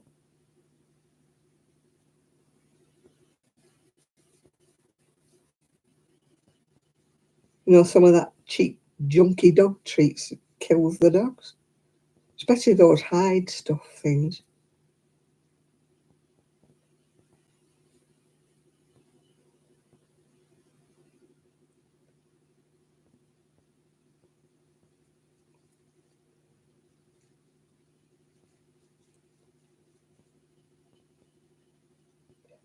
No, I'm not a conspiracy theorist, but I've just got little niggles at the back of my brain, you know. But where did it come from and how come it come out of nowhere?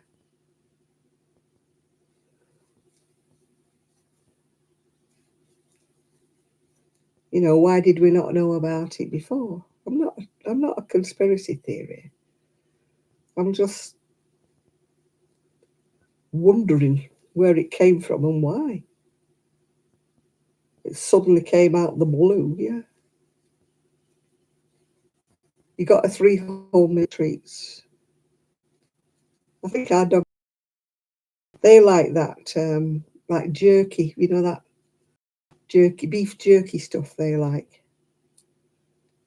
But we only ever get them certain brands, you know, because you have to trust, you know, you don't want them upsetting the stomach with them cheap things.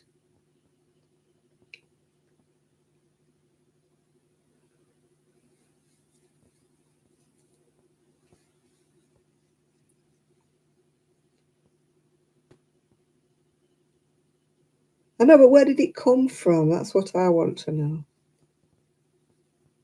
You know, where did it come from in the first place? Thin air. It might keep mutating now it's here, but where did it come from in the first place? I don't think we'll ever get rid of it now, no. Exactly, that's what I mean, is I think it got released accidentally or on purpose. It got released into the air, I think.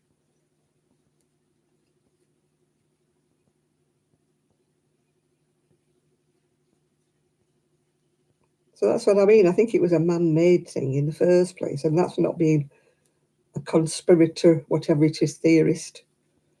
I just want to know how come it appeared, and you know, it's like you can't stop the train when it's running, can you? Now we're stuck with it now. I mean, other diseases have been around for donkey's years. No, well, they're not going to tell us, are they, Isaac? You know, they're not going to say, "Oh yeah, it was us. Sorry about that. We accidentally dropped a file and it went into the air conditioner and it whooshed all over." They're not going to say that, are they? They're going to hush it up and deny it all, like they deny everything.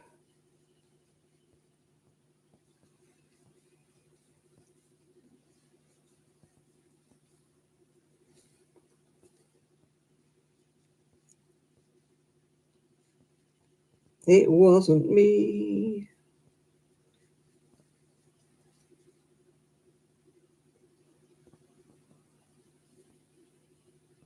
Are you going to bed now, Isaac? Yeah, well, I hope you do have a good, well, the end of Christmas and Happy New Year. You and your mum and your sister. I always forget about your sister because she doesn't live with you.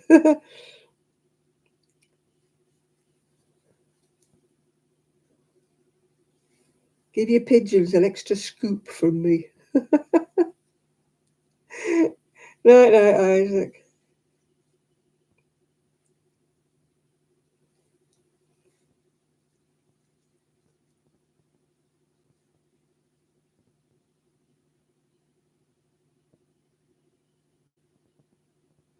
No, I had COVID the first time round, way back when nobody knew it was COVID. I was in bed for 3 weeks with that. Oh, thank you, Isaac. Yeah. Hi, Denise.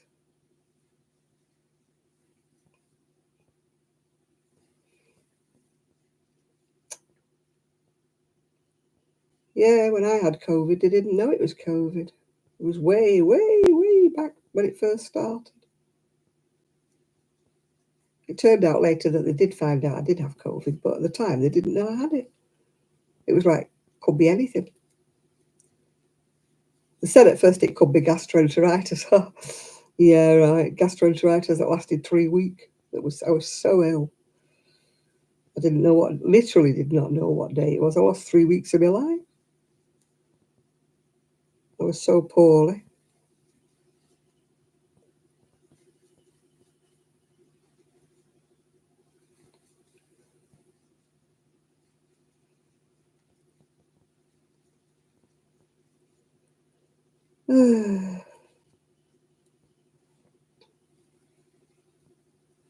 Well, they didn't call it that when I had it. They didn't even know what it was. It was like query. But because I had a CPAP machine, they didn't take me to hospital because they said that's all they would give me. If I went to hospital, they would only put me on a breathing machine. But if I got worse, then I would have to go in and have oxygen with it. But I had to be linked up to my CPAP machine day and night for 3 weeks.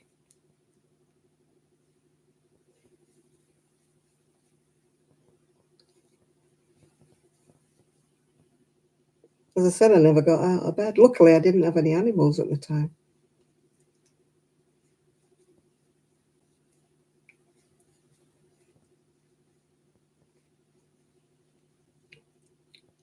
It would have been a bit awkward, wouldn't it, trying to see two animals if you couldn't get out of bed.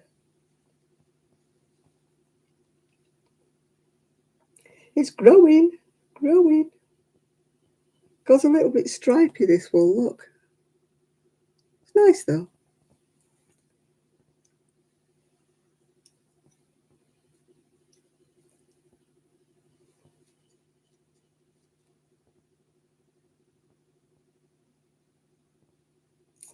Yeah, we didn't know what it was, Denise, back in the day, did we? It wasn't diagnosed as COVID until after I'd recovered. And then it was, after that, was when people started really being ill with it. But looking back, they said it must have been COVID, but they didn't know. Yeah, I mean, fortunately, shouldn't say fortunately when your dog passed away, but the dog passed away, and Gigi was at home with his parents because they weren't working; they were working from home. What am I making? I'm making a sweater, I think. No pattern, just making a sweater. I bought some new fleecy trousers that have got like elephants around the bottom in this kind of colour. So I've had this yarn a while. It's Red Heart Unforgettable Boutique. I had it in the shed for a long time. So I'm just hoping that 5 balls will be enough. It might be a very short sweater, but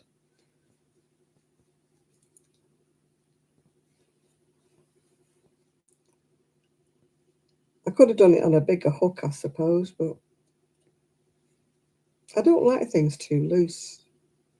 Hi, Rebecca. How are you?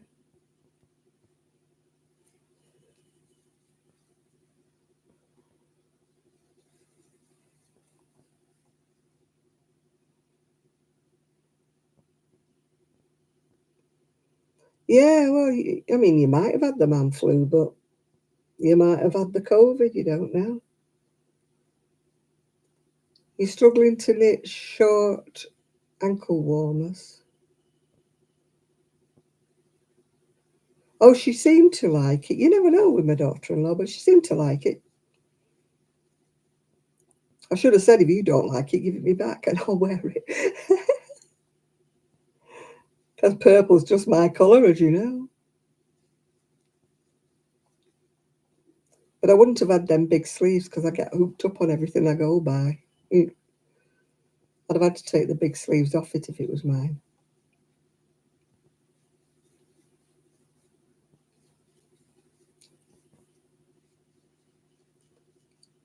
I've got a sweater called Raboom Die that I made from Doris Chan in red. That's got big lacy sleeves. Every time I wear that, I get stuck on every doorknob I go past. It's a lovely sweater. So if I make that again, I'll just do the lacy bit around the bottom. Yeah, well, I'm hoping that, when I have my hand on that, I don't lose any use out of those three, not being rude, I'm not putting up in the air. Those three fingers is what's, I mean, I know it's my left hand, but I use it to tension my arm with when I'm crocheting. I wrap the yarn around that hand to do tension, so I'll be a bit stuck. I didn't manage to crochet when I had this hand wrapped up, when I had this up, but I managed to knit. Don't ask me how I did it. But I went back, and the specialist said to me, you can start your knitting and your crochet and you can start using it more now. And I thought, little do you know, from day 2, I was doing a bit of knitting. I only was making little squares out of knitting. Wasn't doing anything heavy. Oh, God, I'm the same, Denise. I'm really clumsy with big sleeves.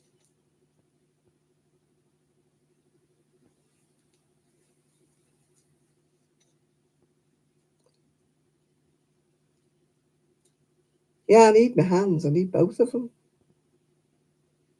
I mean, since they said I was having an operation on this one, it's not been as bad, but I don't want to tell them that because I still want it doing. I mean, I've got that one's broken anyway. As you can see, it goes around the corner. I got it trapped in a taxi door many moons ago.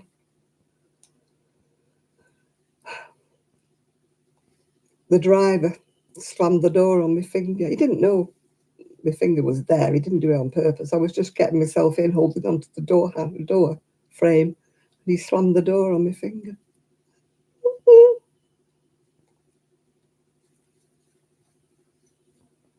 I never went to the hospital because they don't do anything for a broken finger. I strapped it to the other fingers. I crochet fast. I don't crochet as fast as I used to, Jane. I used to crochet much faster, but since I've lost a bit of usage in my fingers, I slowed down a lot.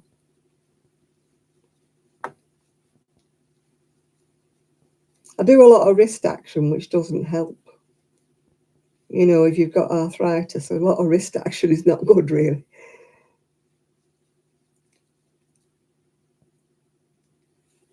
I crochet this way thanks to my Auntie Janie, because I didn't crochet this way in the first place, but she told me, stop shoveling it, stop doing that with it. Yeah. You painted Christmas cards and kept your hand busy. I've not done, this is the first night I've picked up anything since Christmas. I think I overdid it, trying to finish that jacket off for my daughter-in-law. And after I sort of went, finish that. I'm making a jumper. I've got quite a few shawls. I do like making shawls, but I've got quite a few. And as I can't sell anything, I'm not making a shawl. I'm wearing a very ancient one, as I said before. This is years old, as you can see. It's all fluffy. Years and years old. But it's so warm and I keep dragging it out. I won't retire it. It'll fall off my back before I retire it. No, I'm making a sweater. There's no pattern. I'm just decided tonight that I'll start making something.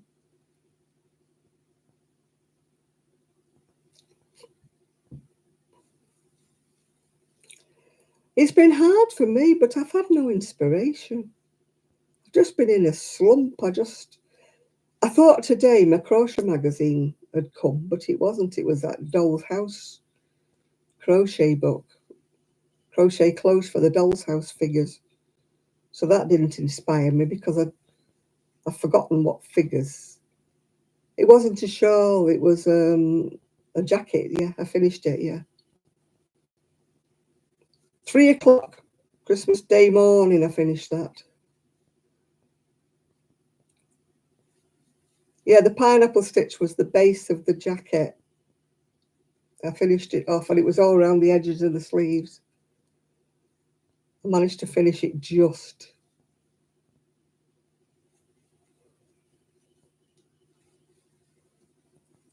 I hadn't made a shawl for a while, actually. Tracy. I wear a lot of shawls, yeah. People say, oh, shawls, old-fashioned granny, but I wear them a lot. I've got one on now, as you can tell. But how am I doing? Oh, well, I don't know whether you've seen the dog clawed my leg. Made a bit of a... Do we got rough weather? It's a bit of an understatement. Like you, we live near the coast. Like you, we get all the wind. Thankfully, we have got all our fences and we've got the gate. Other people have not. Yeah. I thought I was getting my crochet magazine today. I was so disappointed because you said you'd got yours, Tracy. And I thought, oh, is my crochet magazine's arrived? And when I opened it up, it was Doll's House for Crochet. I was so disappointed. I wanted some inspiration. I was hoping it was going to be my crochet magazine.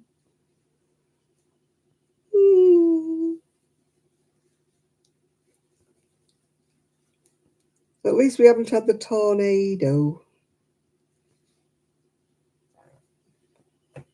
No, you live close to the sea. You know how windy it can get. When it's cold, it's blooming cold. People say, oh, it's lovely living near the sea. It must be gorgeous living near the sea. I thought that till I moved here. Oh, it howled the other night. Absolutely howled. I mean, my bedroom's like in between the conservatory and the hall, and I could still hear the wind and the rain lashing on the windows. No, up north, we got it all up here, tell you. I'm sure it's the Arctic Ocean we've got next to us, not the Irish Sea or whatever sea it's supposed to be. I don't know whether it's the Irish Sea or what it is. It's the sea between here and the Isle of Man, Andy. Yet we don't usually get tornadoes, but poor Stalybridge, which isn't that far from me, they got roofs ripped off, and what a mess. Thank goodness, touching wood. All we've had around here is a few bins blown over and a few gates gone and a few fences gone. But thankfully, my friend in Scotland, excuse me, itchy my nose, my friend in Scotland just paid to have a shed put up in her garden and it blew away. Somebody should complain. They can't put it up very well. A brand new shed. She didn't put it up, they did. I would complain. I haven't even been out. I nipped to my shed the other day because I had to get something, but by gum, I was in, I was out. It's freezing in that shed.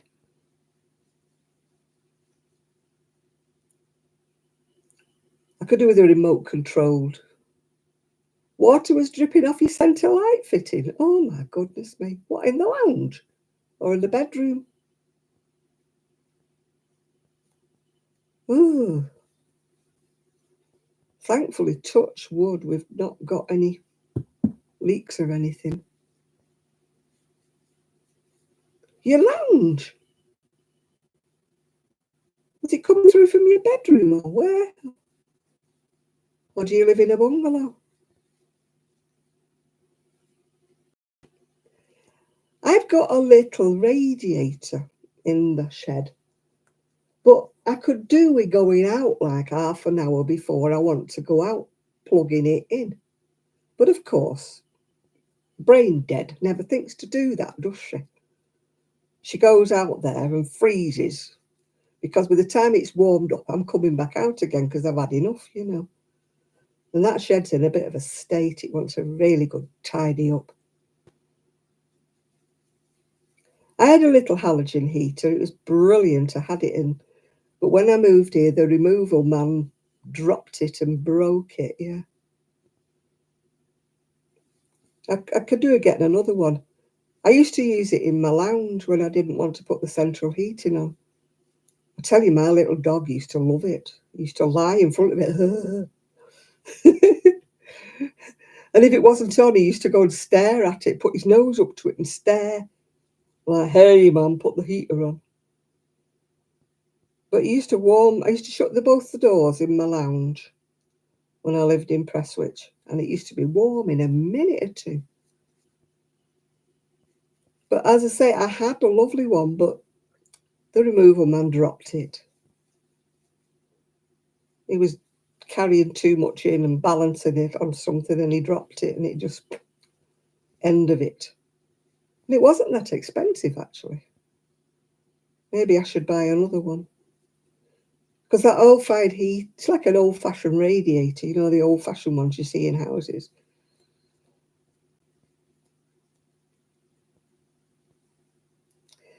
I've got a lovely SAD.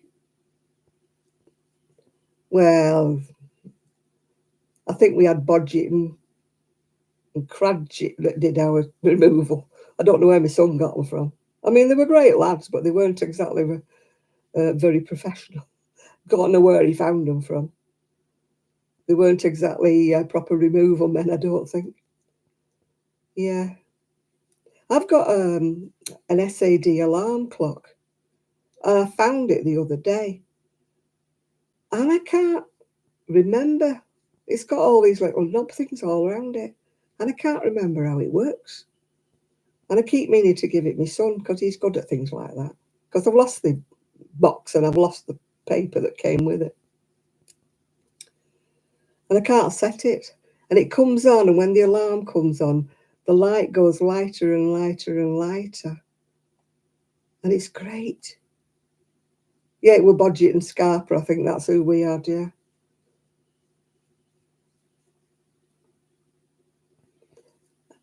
And I can't understand how it works.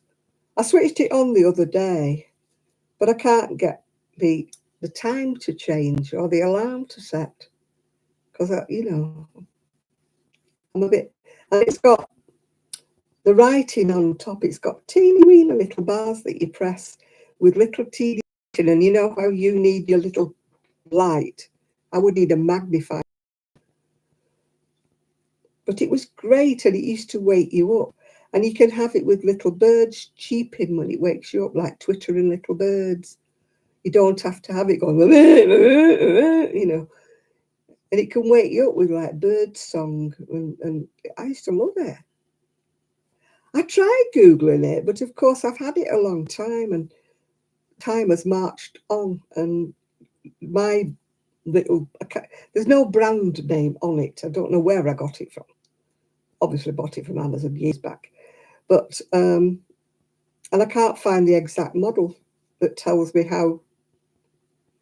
As I said, you know, white embossed writing on white things that are no bigger than like a quarter of an inch. And it's got things on saying alarm, time, this, that, the other. And then it's got them on the top there, then it's got them on this other side as well. One that tells you how to change the colours. You can have different coloured lighting on it. You can have like red, green, blue. And I'm thinking, oh, I'm going to have to give it. I know Irene will work it out. Yeah. Oh, you should live here. We have seagulls. Oh my God, did they make a racket? When I lived in Prestwich, everybody who remembers my videos outside. Hi, Gloria. My videos that I did outside, we used to have little sparrows or whatever they were in the hedge, and they were lovely. And the minute I went outside to make a video, which I normally did because I did most of my videos outside, and these little birds used to start chirping, chirping, chirping, chirping. They were lovely. But seagulls here, ugh, do they make a noise? At first you think, oh, it's lovely living by the sea. It's lovely hearing the seagulls. And after 3 years, you're like, what is seagulls? Where they like here. Fortunately, they nest on the roofs of the house facing. By goodness me, they make a racket. In the summer, I had two fighting on my sun lounger. They were having a right scrap. I had to open the door at the finish and shoo them off. They were nearly pecking holes at each other. I don't know if it was mating season or what, but they weren't play fighting. They were having a right row. And how are you today, Gloria? Gloria, Gloria.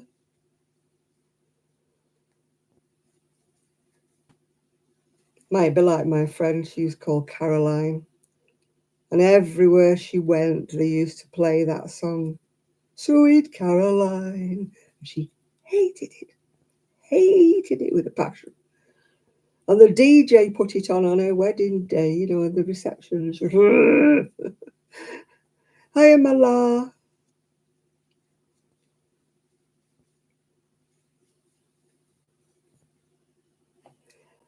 I'm not too bad. I was clawed by the dog accidentally.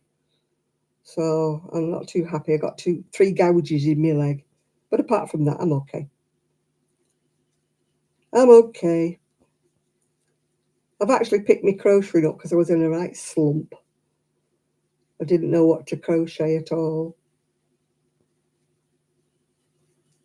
I found it in the shed. It's some boutique unforgettable. It's a bit like the boho spirit, which I love, love, love.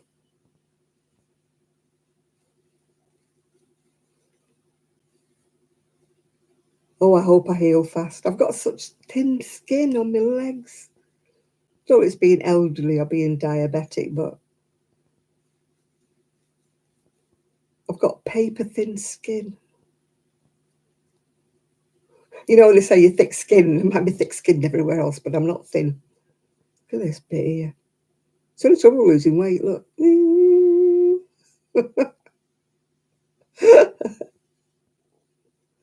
Nathan, yeah, he's around somewhere, Jane.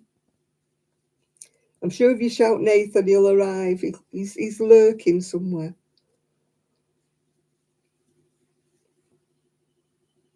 And Chris is in somewhere. Chris was cooking. A quick demo on how I'm crocheting. That's the way I crochet. If you can see it, I don't know whether you can.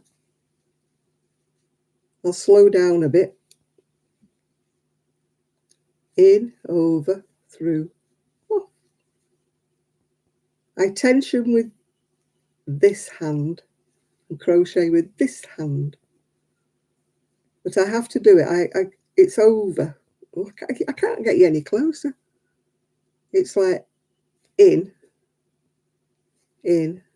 through. I can't do it the way some people do by going in and knitting that way. I can't do it that way. One of these days I'll try and position the camera above my hands. But I don't, as I say, I do it the way I was taught by my Auntie Janie. I used to do it the way that, like, if you watch Sheila, the way Sheila does it she puts it in and then she puts the wool over and then she pulls it through. She like knits it. I mean, I'm not saying it's the wrong way that she's doing it. It's just the way she does it. I don't do it that way. But it was my auntie. She kept saying, you'll never be a fast crocheter if you keep shoveling it. And I said, what do you mean shoveling it? She said, you're shoveling it. Oh, dear. So she tried to teach me this way, the overhand way. And I couldn't get it for a long time. I used to be really frustrated. But eventually, you know, the penny dropped. But some things I can't get, like continental knitting. I can do the knit stitch, but slow. But I cannot do the purl stitch. And yet every time I see people doing continental knitting, then it's so much faster than me. I wish I could get into it, but you can't teach an old dog new tricks. I mean, I'm 78. I've been knitting since I was 5. That's a lot of unlearning to do, isn't it, you know? And same with crocheting. I've been crocheting since I was 13. So it's hard to do a different method, you know, when you've been doing it for so long one way, yeah. I want to do a bit more of Tunisian crochet. And another thing I'd like to try in the new year is the mosaic. I've done a bit of what I call fair isle crochet, bit of like colour work, but mosaic is kind of different, isn't it? I'd like to do some mosaic crochet.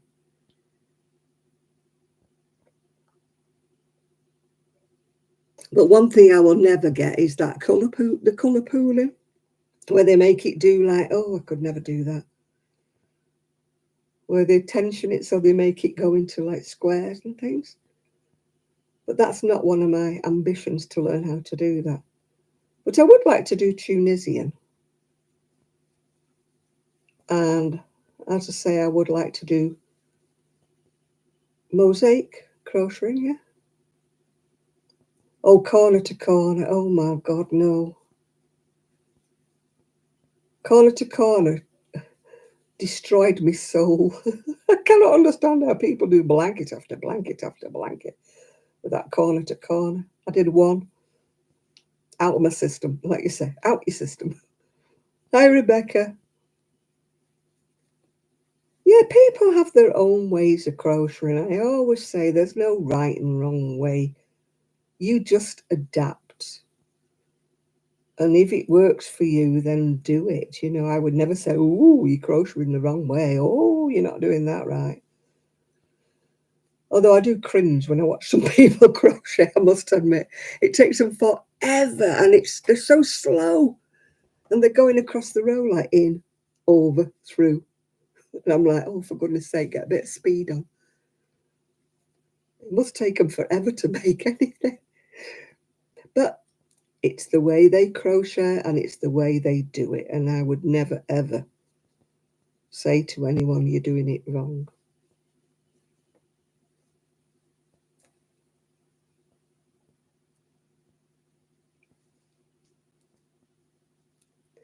Yeah. I don't like doing corner to corner. I don't know why I don't. I just don't. Yeah. And yet I've seen some people do lovely little, you know, when they're using scrap yarns or sock yarn and hand dyed and stuff, and they're doing it in little squares, and they've done big blankets doing, it's corner to corner, but they only do a little square. Some of them are lovely. I mean, if you watched, what's she called, Denise from Dear Designs, she did one using all the scraps of a sock yarn. Oh, I used to have a friend who lived down the street from me who did that lace making. You know, and they have a cushion and they have all them little bobbins. Oh, so intricate. It's the same with tatting. I did learn how to do tatting, but oh my goodness me. Oh, bye, Tracy. Enjoy. Yeah, I hope I heal up as well. You're right there. I bet you get your magazine before me. You always do. Yeah, tatting. I remember learning how to tat, and I had my little tatting shuttle. And I did about a whole day once, and I didn't even do half of a handkerchief edging. So pretty, isn't it? But soul destroying. People who do tatting must have all the day to do it in. It is pretty. And another thing I can never get, broomstick. My tension, it looks like strings. Oh, I'm not going to watch it, True. I'm not going to watch it, Tracy, not till I get mine. Mind you always do a more in-depth one. I just go flick, flick, flick, flick. You always do more in-depth than I ever do. I haven't got the overhead bit. I have to hold my magazine up like that. I'm not camera technique equipped. I just have a camera on a tripod.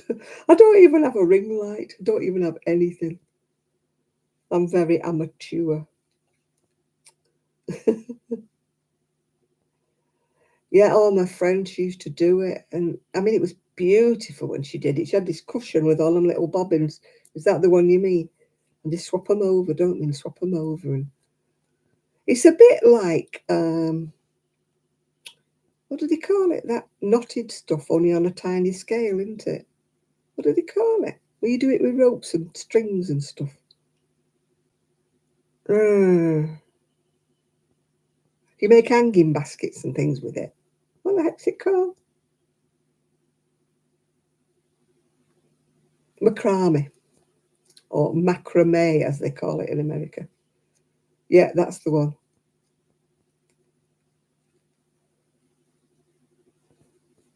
I don't know why they call it differently. It's like in America, they call it Tunisian. Excuse me. Doesn't have any E's in it. It's an I. It's Tunisian. You go to Tunisia. You don't go to Tunisia. I was watching Canadian crocheter, and she was doing Tunisian, and I'm like, no, you're not. You're Tunisian. And it's like, well, they say macrame, and I thought, like, macrame.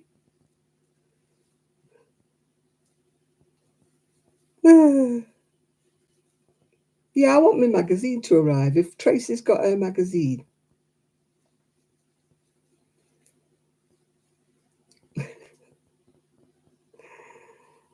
yeah.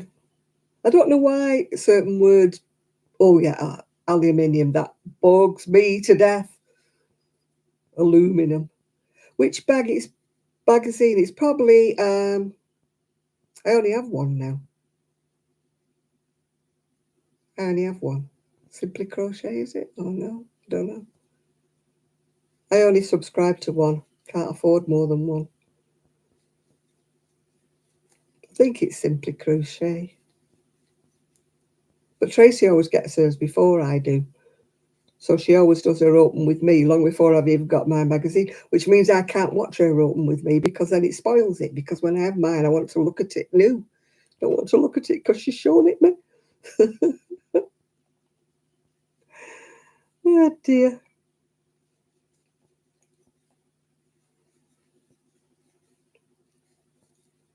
She's just done an open with me for a book that's like crochet shapes or something. But I am not buying any more books about granny squares. If you could see my library of books, honest to goodness me, I don't think you can see them from here. Yeah, you can. There's my doors propped up against.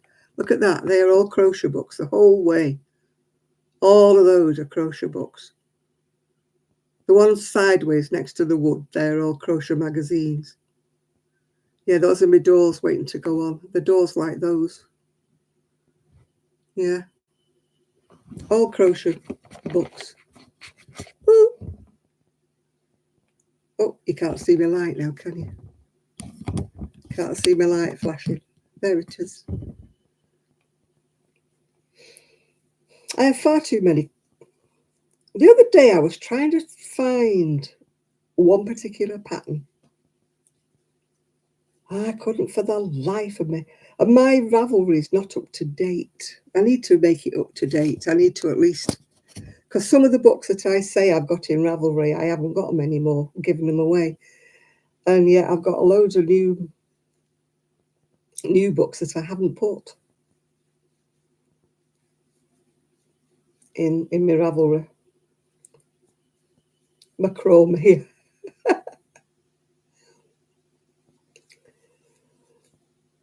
Yeah, I call it macrame, but Americans call it macrame. I got rid of, oh, if you could see how many magazines I got rid of before I moved here. I had piles and piles. In the end, Sue's daughter came and picked them up, so they finished up in Scotland. I used to buy 2 or 3 magazines every single month. And I kept them all. I used to have, what's the one they don't do anymore now? Oh, God. Quite a few. Crochet Now they don't do anymore. There was another one that didn't do anymore. I think they only do really 2 or 3 now. One of them's all mats and stuff like that. I don't bother with that one. because I don't do mats and, you know, Afghans and stuff, as you know. Interweave, that's the one. That was the first one I ever started to buy, and they don't do it anymore now.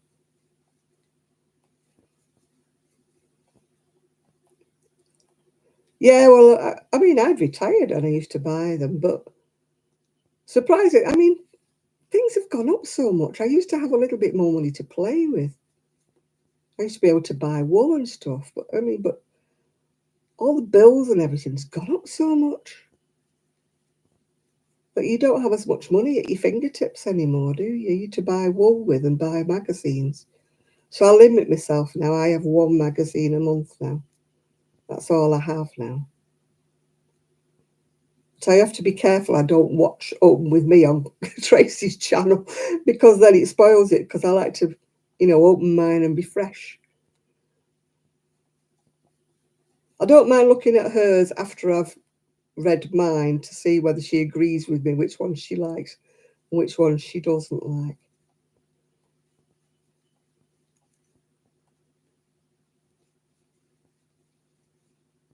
I've put some, I went through them today, funnily enough, because I was looking for some inspiration.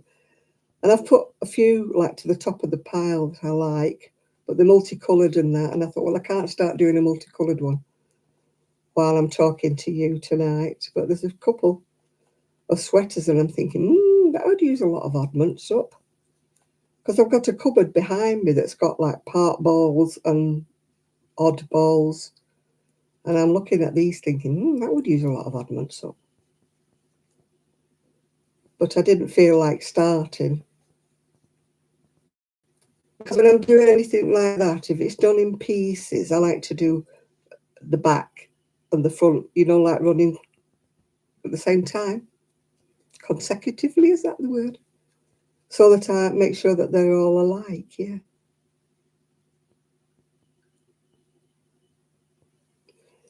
You need a stitch marker or a safety pin or a hairpin or anything,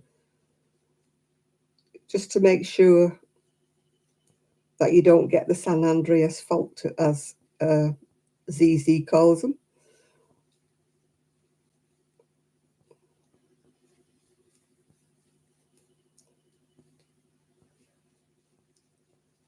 You know, I think stitch markers are a must.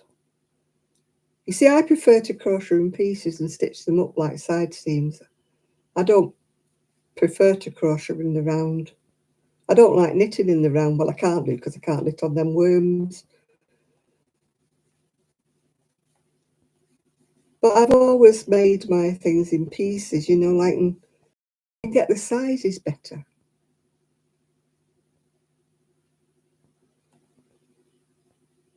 I think circular crocheting is one of the hardest things, because to keep it straight without increasing or decreasing. Yeah, worms, I don't like them worms. Circular needles, worms, whatever you want to call them, yeah. I need to make a hat. I've had some beautiful, beautiful purple yarn, chunky, in the sheds. It was a Secret Santa gift about 2 years ago, and I wanted to make myself a hat, and I keep forgetting to start it. I want to knit it really rather than crochet, so it will have to be on a set of 4 needles, 5 needles, because I don't like worms.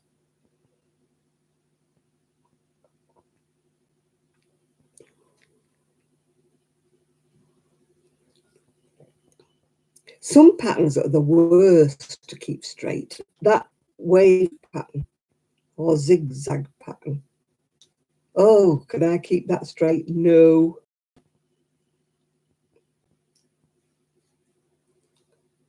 I made a pram blanket and it's going in like that. I had to pull it back because I was losing one stitch at the edge and it was going. One side was fine, one side was lovely and straight, and the other side was sloping. I thought, yeah, something going wrong here. Oh, hi, Sina. Happy holidays to you as well. No, I prefer pieces. I prefer seaming them at the sides and somehow or other, you know, getting the only time I used to do them all in one was Doris Chan, because you start from the neck down. But Doris does raglans. I don't like circular yokes because if you don't get them wrong, you get it sort of weird under your armpits somehow. If you don't get it right, it doesn't fit straight under your armpit. You have to stop at exactly the right moment. A couple of rows too short and you're strangling yourself, and a couple of rows too more and you've got that batwing thing going on. Whereas you don't get that if you're sewing side seams up and sewing the sleeves in. You don't get that effect.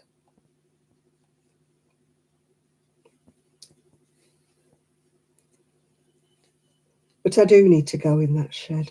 But it's too cold.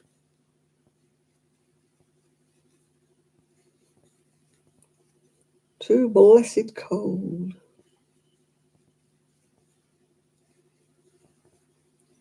I'll be glad when the warmer weather comes a bit. Because I have to leave the door open, really, because when I shut the door, I've only got that little window, and it's really dark in there. So I like it in the summer when I can open the door, so that like acts as a window. If I had loads of money, I'd have a glass door put in, but then, of course, I'll be back to the cold again, won't I?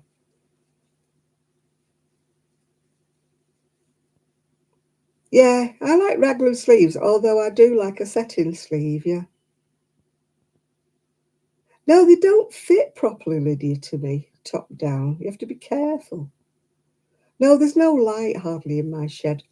And of course, the windows are dirty at the moment, so that makes it even worse, doesn't it? I never thought about it with the shed. Was, a big enough window, yeah. Oh, Tricia, okay. You're going to call your sister and check on her. I hope she's feeling better. I hope you have a nice new year, and I hope your sisters are... Oh, excuse me. I hope your sisters are better, yeah. Not a nice way to start your new year, is it, being poorly?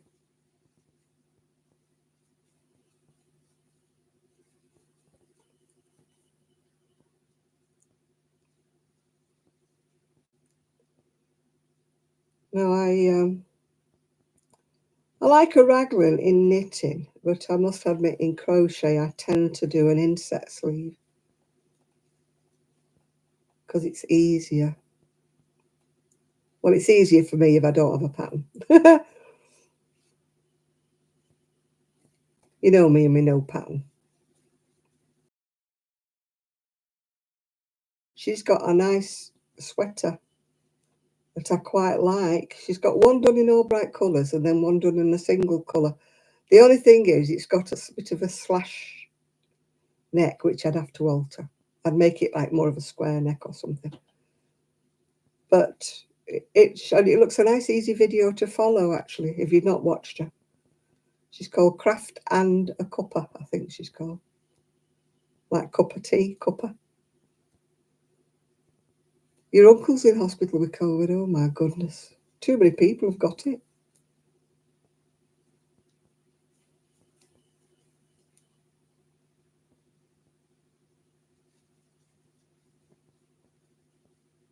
I want to make that hat. I think I told you that Baker Boy hat.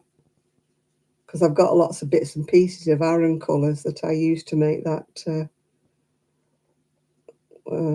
hat, that jacket, sorry, that, what's she called? Oh, I've gone brain dead.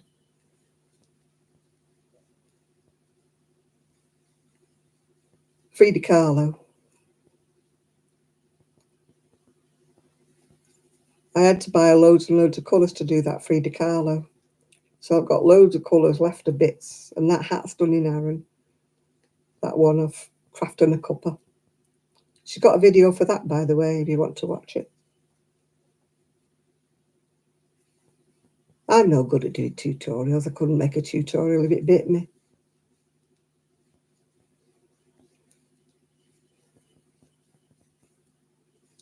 Because you can only make tutorials with your own patterns. Otherwise, you have to get permission off the person whose pattern it is to do a tutorial. And I haven't got the right equipment anyway. I don't have an overhead camera. And I can't edit to save me soul, so that'd be no use. And I can only make patterns up to my size. I wouldn't be able to say, oh yeah, well you had so many chain on if it's such a size. I just couldn't do it. So I could only make anything for my size. So that's why I never do a two.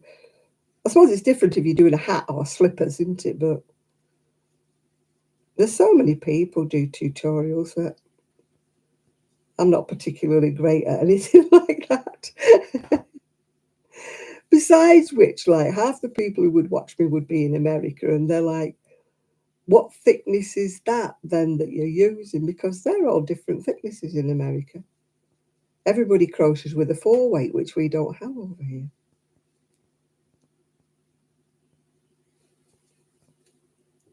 Our thicknesses are really is a 3 that most people use over here. I mean, this, I don't know what this is technically, but this is double knit to me. But technically, I don't know what they call it. Don't know what weight they call it.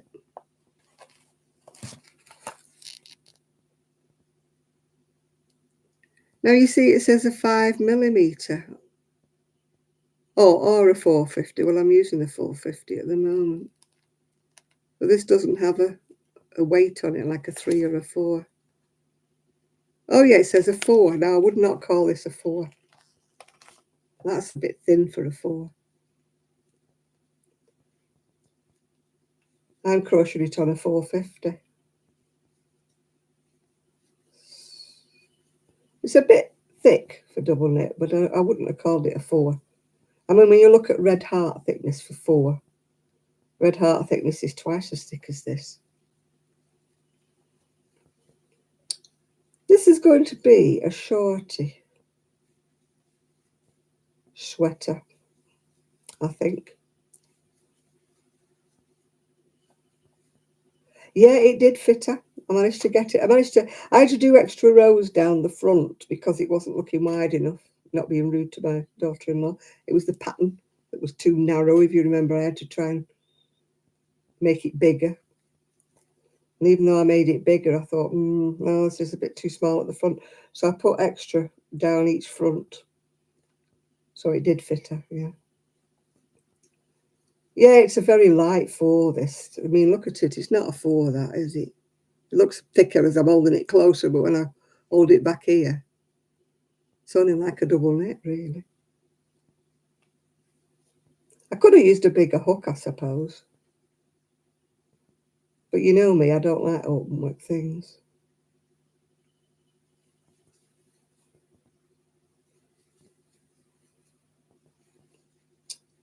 I'm not into holy crochet. It droops when you've washed it. I don't think anything red out would droop anyway. It's solid, isn't it, that stuff? It's great for slippers, though, isn't it? But while people make a jacket in, red art, it's like, it doesn't move, does it? It's solid. But fantastic for slippers.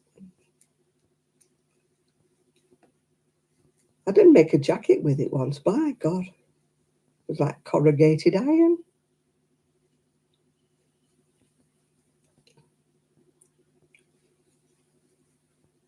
Yeah, that's all some people use, isn't it? I don't mind Karen Simply Soft. That's finer and slidier. But that's a bit floppier when you make anything with it. I've still got some of that in the shed in like a lilac-y colour. That's the one thing I won't get rid of. I won't get rid of any of my what I call American yarns because it's so expensive for me to get them over here. You pay a couple of quid or a couple of dollars over there for something, and we pay about 10 over here for any American yarn. I think this was actually a gift, if I remember rightly.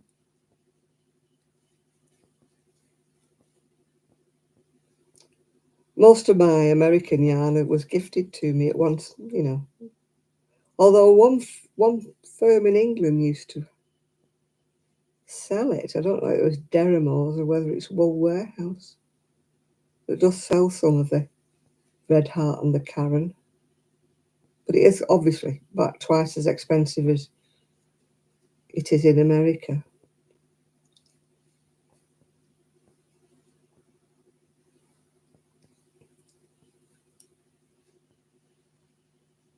But I never ask anybody to send me any because it's so dear, the postage. It isn't so much asking people to get me a couple of balls of this or that. It would cost them a fortune to send it to me.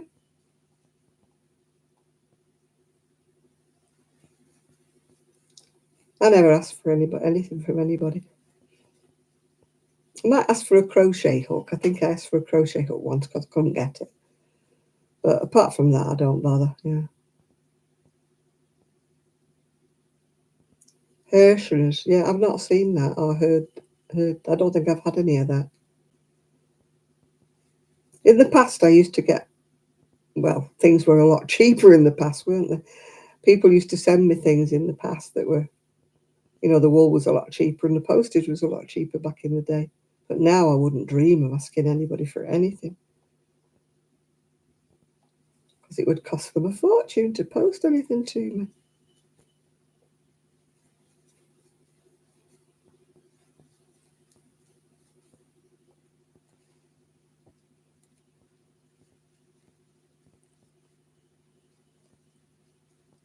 But, I mean, I have sent yarn abroad. I used to send it to Rose in the Philippines. I sent her quite a lot. Oh, but it wasn't so much it cost me a fortune to send it to her, but she had to pay tax at the other end.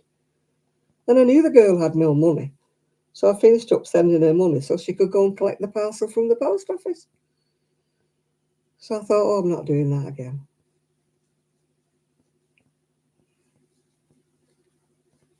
She had to pay kind of like a tax, just to pick up a parcel from the post office, even though I'd paid the post and the tax and everything on it.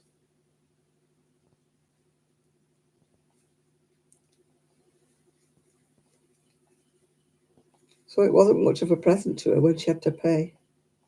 But the last parcel I got sent to me, I had to pay £70 import duty.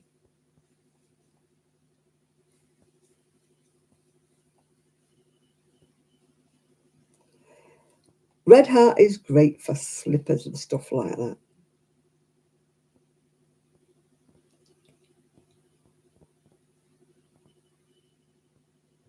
Yeah. Some of our yarn's not too badly priced, I suppose. I mean, some of it is expensive. Like you get the likes of Sirdar and that, which is great wool, absolutely really good. But it's such a price. And of course, hand-dyed yarn, oh dear.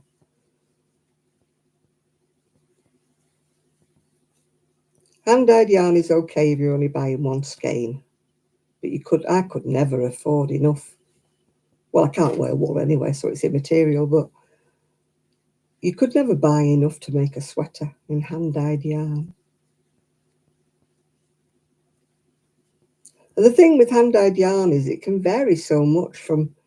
I remember making a shawl once for a lady, and I didn't know that you're supposed to like do 2 rows off one skein and 2 rows off another. And the shawl was like different. Each time I joined another ball on, it was like I'd used a different yarn. It was nothing like it. Each skein was so different.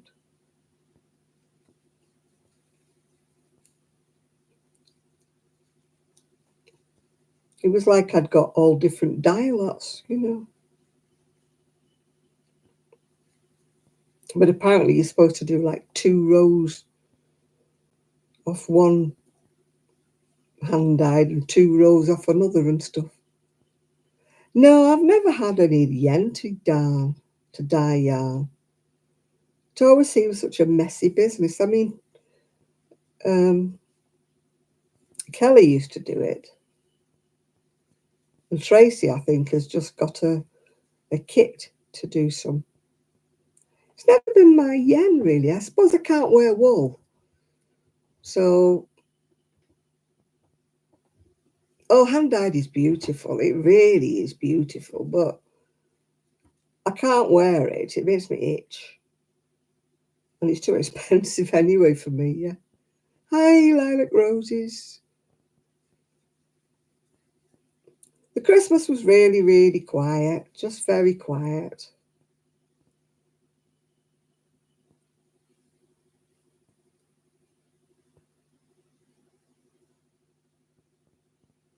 Yeah, this shawl I made, honestly, you'd thought each skein were a different colour.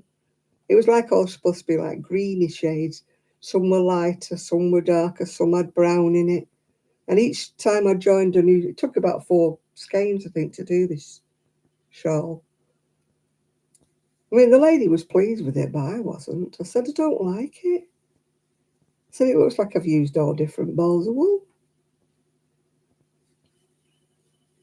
I'd break my heart if I was knitting myself a sweater and it was all different.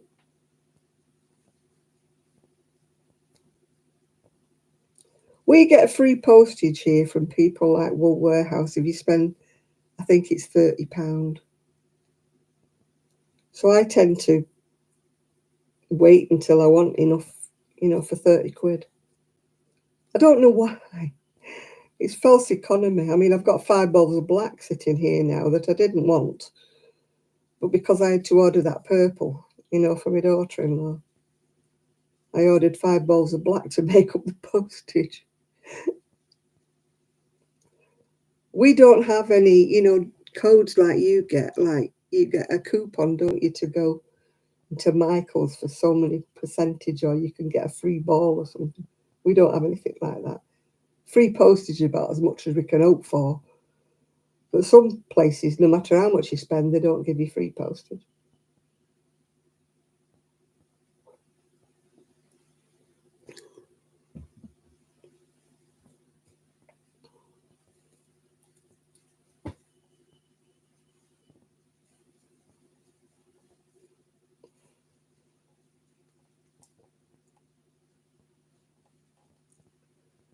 Yeah, I need to be a bit more, and cull some of my wool out of the shed. It's stupid hanging on to it all. And yet I cannot look at it and think, I don't like it. I like it all. That's the trouble. That, what you call that? Somebody condo that says, hold something in your hand and if it doesn't speak to you, you can get rid of it. I'm like, yeah. Oh, that's lovely. It's like parting with one of my children, I've only got one. Parting with your children, parting with any of my one. And yet I know I've got way too much.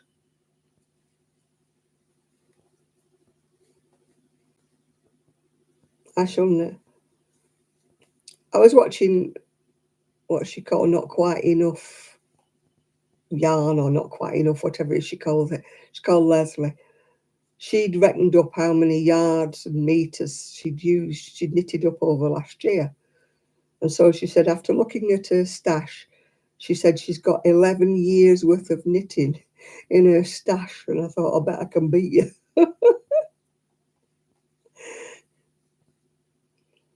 She calls herself Not Quite Enough Yarn because she never has quite enough yarn to make something in one colour. But she doesn't mind because she makes everything striped and patches and stuff like that.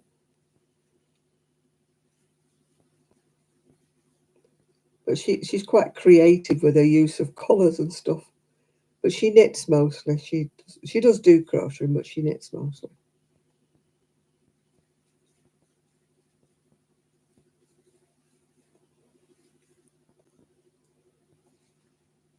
But she's got a great personality if you ever watch her.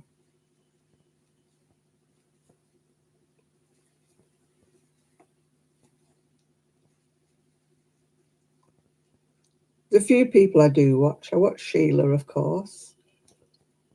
I watch Leslie. I sometimes, when I remember, watch Ali. Little Drops of Wonderful. And I started watching Craft and a Cuppa.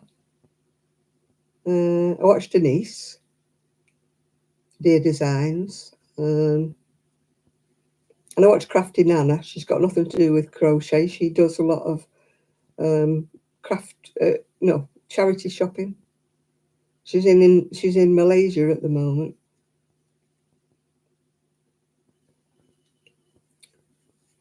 Who else do I watch? I watch B Roberts. She does the painting and stuff. Trying to think who else I watch. Some people I watch haphazardly, and other people I never miss. So I never watch. I always mix.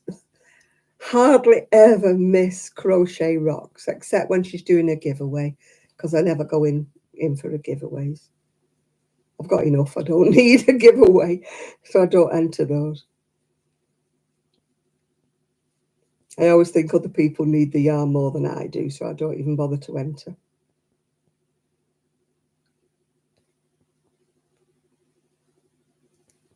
Not that I would ever win anyway, because I never win anything.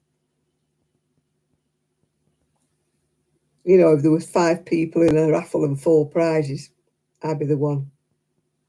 Yeah, Leslie's really nice, isn't she? She's got a nice sense of humour, hasn't she?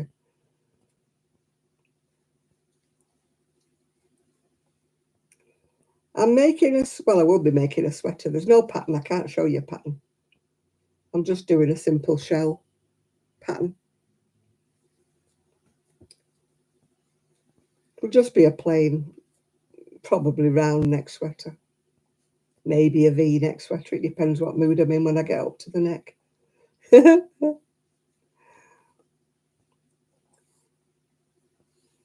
don't think it's going to be a long sweater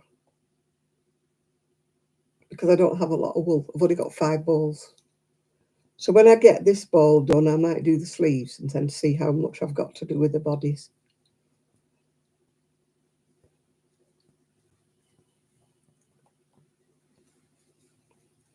Yeah, some people I just watch what I think. Oh, I watch Crochet TAD or something.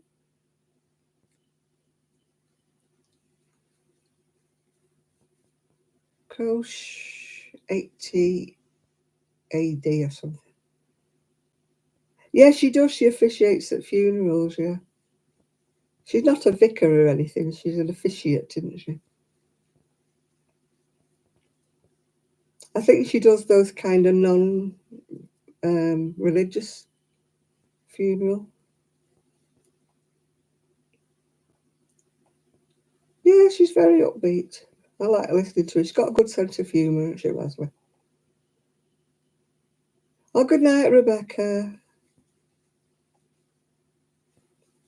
I like watching people who are upbeat. I don't like watching people who whinge, whine, carry on, moan.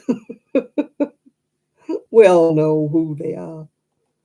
And I can't understand how they have good followings because people, what they say, misery likes company or whatever. You turn them on and you think, why am I watching these people? They're just depressing me. When you're not having a good day. And then somebody's on and then, and you think, oh no. I'd rather watch somebody like Leslie who makes me laugh and, you know, somebody who cheers me up. You want to be entertained? Well, I do anyway.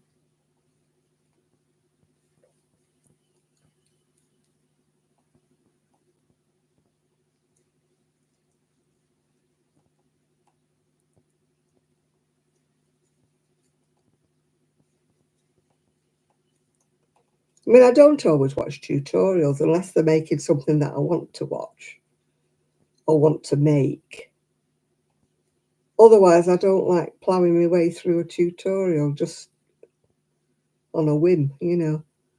I like watching Denise because she's always a bit upbeat and, you know, she's always talking about something different and she talks a bit about her home life and a bit about her nephews. And, you know, to me, it's like kind of joining in with the family, isn't it, you know. I did used to watch Llama Mama, but sometimes she could be a little bit dreary.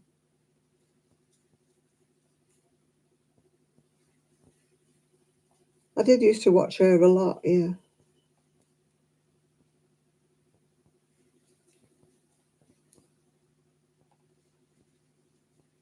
I watch her intermittently. I don't watch her every video, let's just say.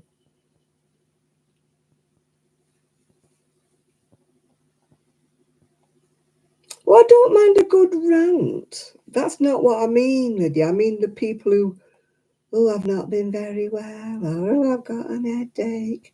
And it's not one video, it's every video, yeah? I've had to go to the whatever, yeah. And you're thinking, oh no, can't be coping with this, you know. Yeah, I like happy people, you know, people who are entertaining, people who are a bit more peppy and a bit more upbeat. I don't want people with a permanent migraine, you know. You don't mind now and again. Somebody's not well and they tell you they're not well. You don't mind that. But when they're not well on every video, you're like, oh, go get alive. You know what I mean? I've crossed a load of people off my list for that reason. They may be all right. Maybe people like watching them. It's just, if I'm feeling a bit down and a bit depressed, I want somebody cheerful to lift my mood and take me out of myself. I like to be able to watch them and smile and have a bit of a giggle. And it makes you feel better when you've watched them, you know. But some people just take you down a peg or two, don't they? You think, oh, what am I watching this for? I felt a bit depressed before I started. Now I feel practically suicidal, you know. But as I say, I will watch a tutorial when it's something I want to make. But I won't sit through a tutorial. Or what I'll do is, if I like it, I'll just bookmark it and I'll think I'll watch it when I want to make it, yeah? But I won't just sit and plough my way through a tutorial when I'm not ready to do it.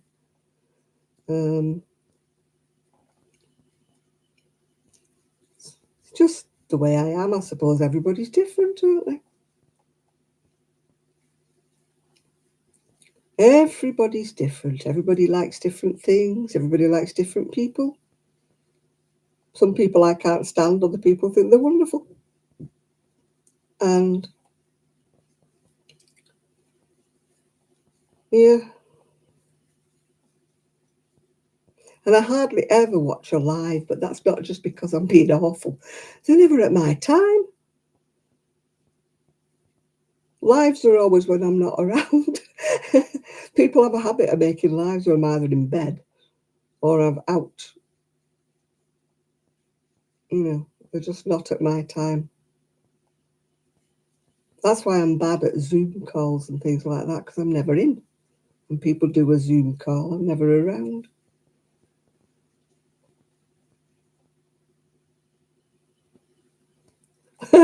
Well, Sammy brings you down, does he? Or tell him to shush.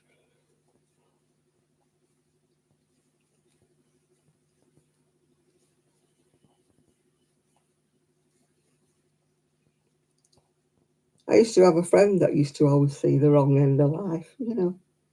You know, the glass half empty kind. I don't mind the glass half empty as long as they see it half full, you know.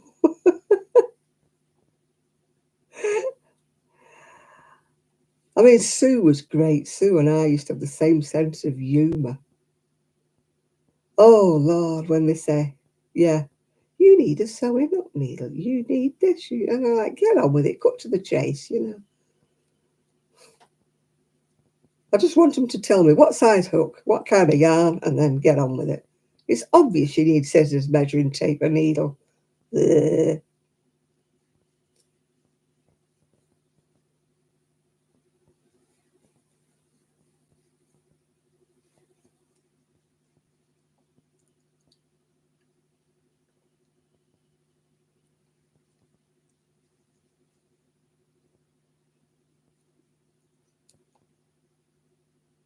And I zone out when they show you all along the row. You've got 100 and something stitches, and they're saying, like all the, and they go all across the row doing trebles or your in American case double crochets. Just say go along the row doing double crochets or doing trebles or whatever. If it's a fancy stitch, yeah, show me about 2 or 3 times how to do it. But then get to the end of the row and meet me at the end of the row. Don't show me, oh, so boring, all the way across the row. I've zoned out. I've nodded off by the end of that, yeah.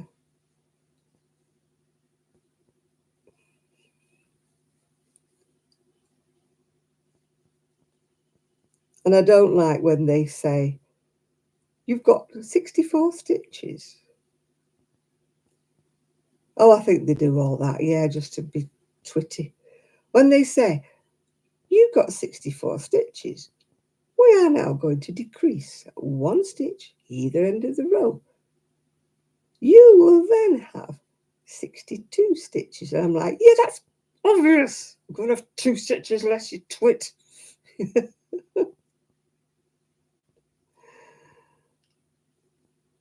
Oh, gosh, yeah. I used to go in the opposite room to my ex-husband. Only because he used to watch sport non-stop. I couldn't stand it. In the old days, we only had one telly. Yeah, but why did he tell you? If you've got 64 stitches and you're decreasing at one end of each row, why do they have to tell you it's 62 stitches? It's like, yeah, 2 from 64, 62, I know that. Don't have to tell me.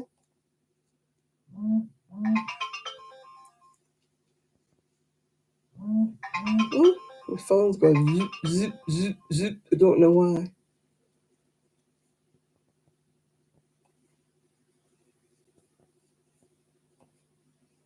Oh, you coming back, Tricia, or are you just popping back? I don't know why my phone's zooping at me. Zip, zip, zip, zip. I thought I'd turned the buzzing off it, the vibrating, but obviously I didn't.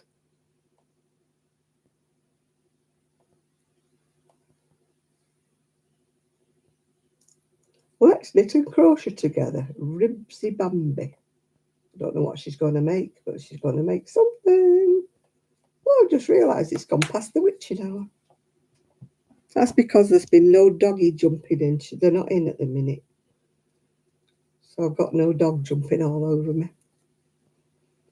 So I'm going to finish this row. And then I'm going to go back to reading my book. Can't think, oh, I should know what it's called. I've got brain dead.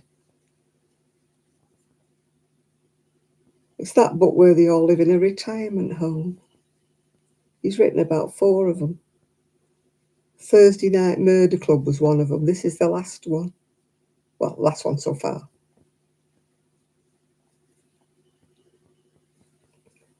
I started reading it. Yeah, I mean, if it's a beginning crochet book pattern, how to crochet, I can understand them. But when it's a complex pattern, they should assume that you know how to crochet, otherwise you wouldn't be watching it, would you, in the first place? Just go over the stitch of the pattern a couple of times till people get the hang of it. And then say, right, I'll meet you at the armhole or something, Hello. I do not need every row up to the armhole, thank you, if they're all the same.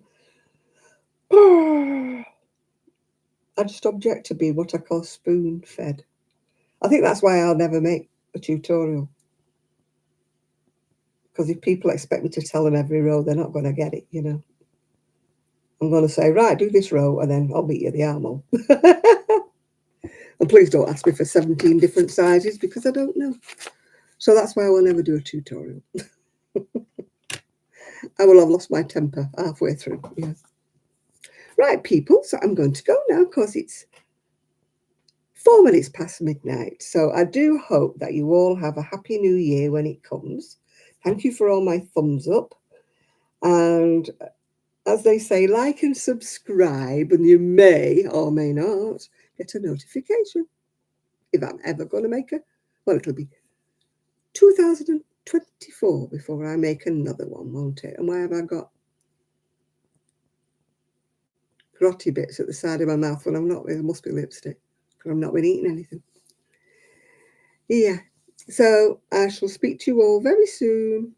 And Happy New Year to you all when it comes. Happy New Year to everybody. And I will reply to the comments that you've made on my last video. I meant to do it today, but I just wasn't in the humour. Right, night, Val. See you soon. February. Oh, it's a long time till February. I'm getting withdrawal symptoms from my knit clubs. So I shall speak to you all very, very soon. So bye for now. Bye, everybody.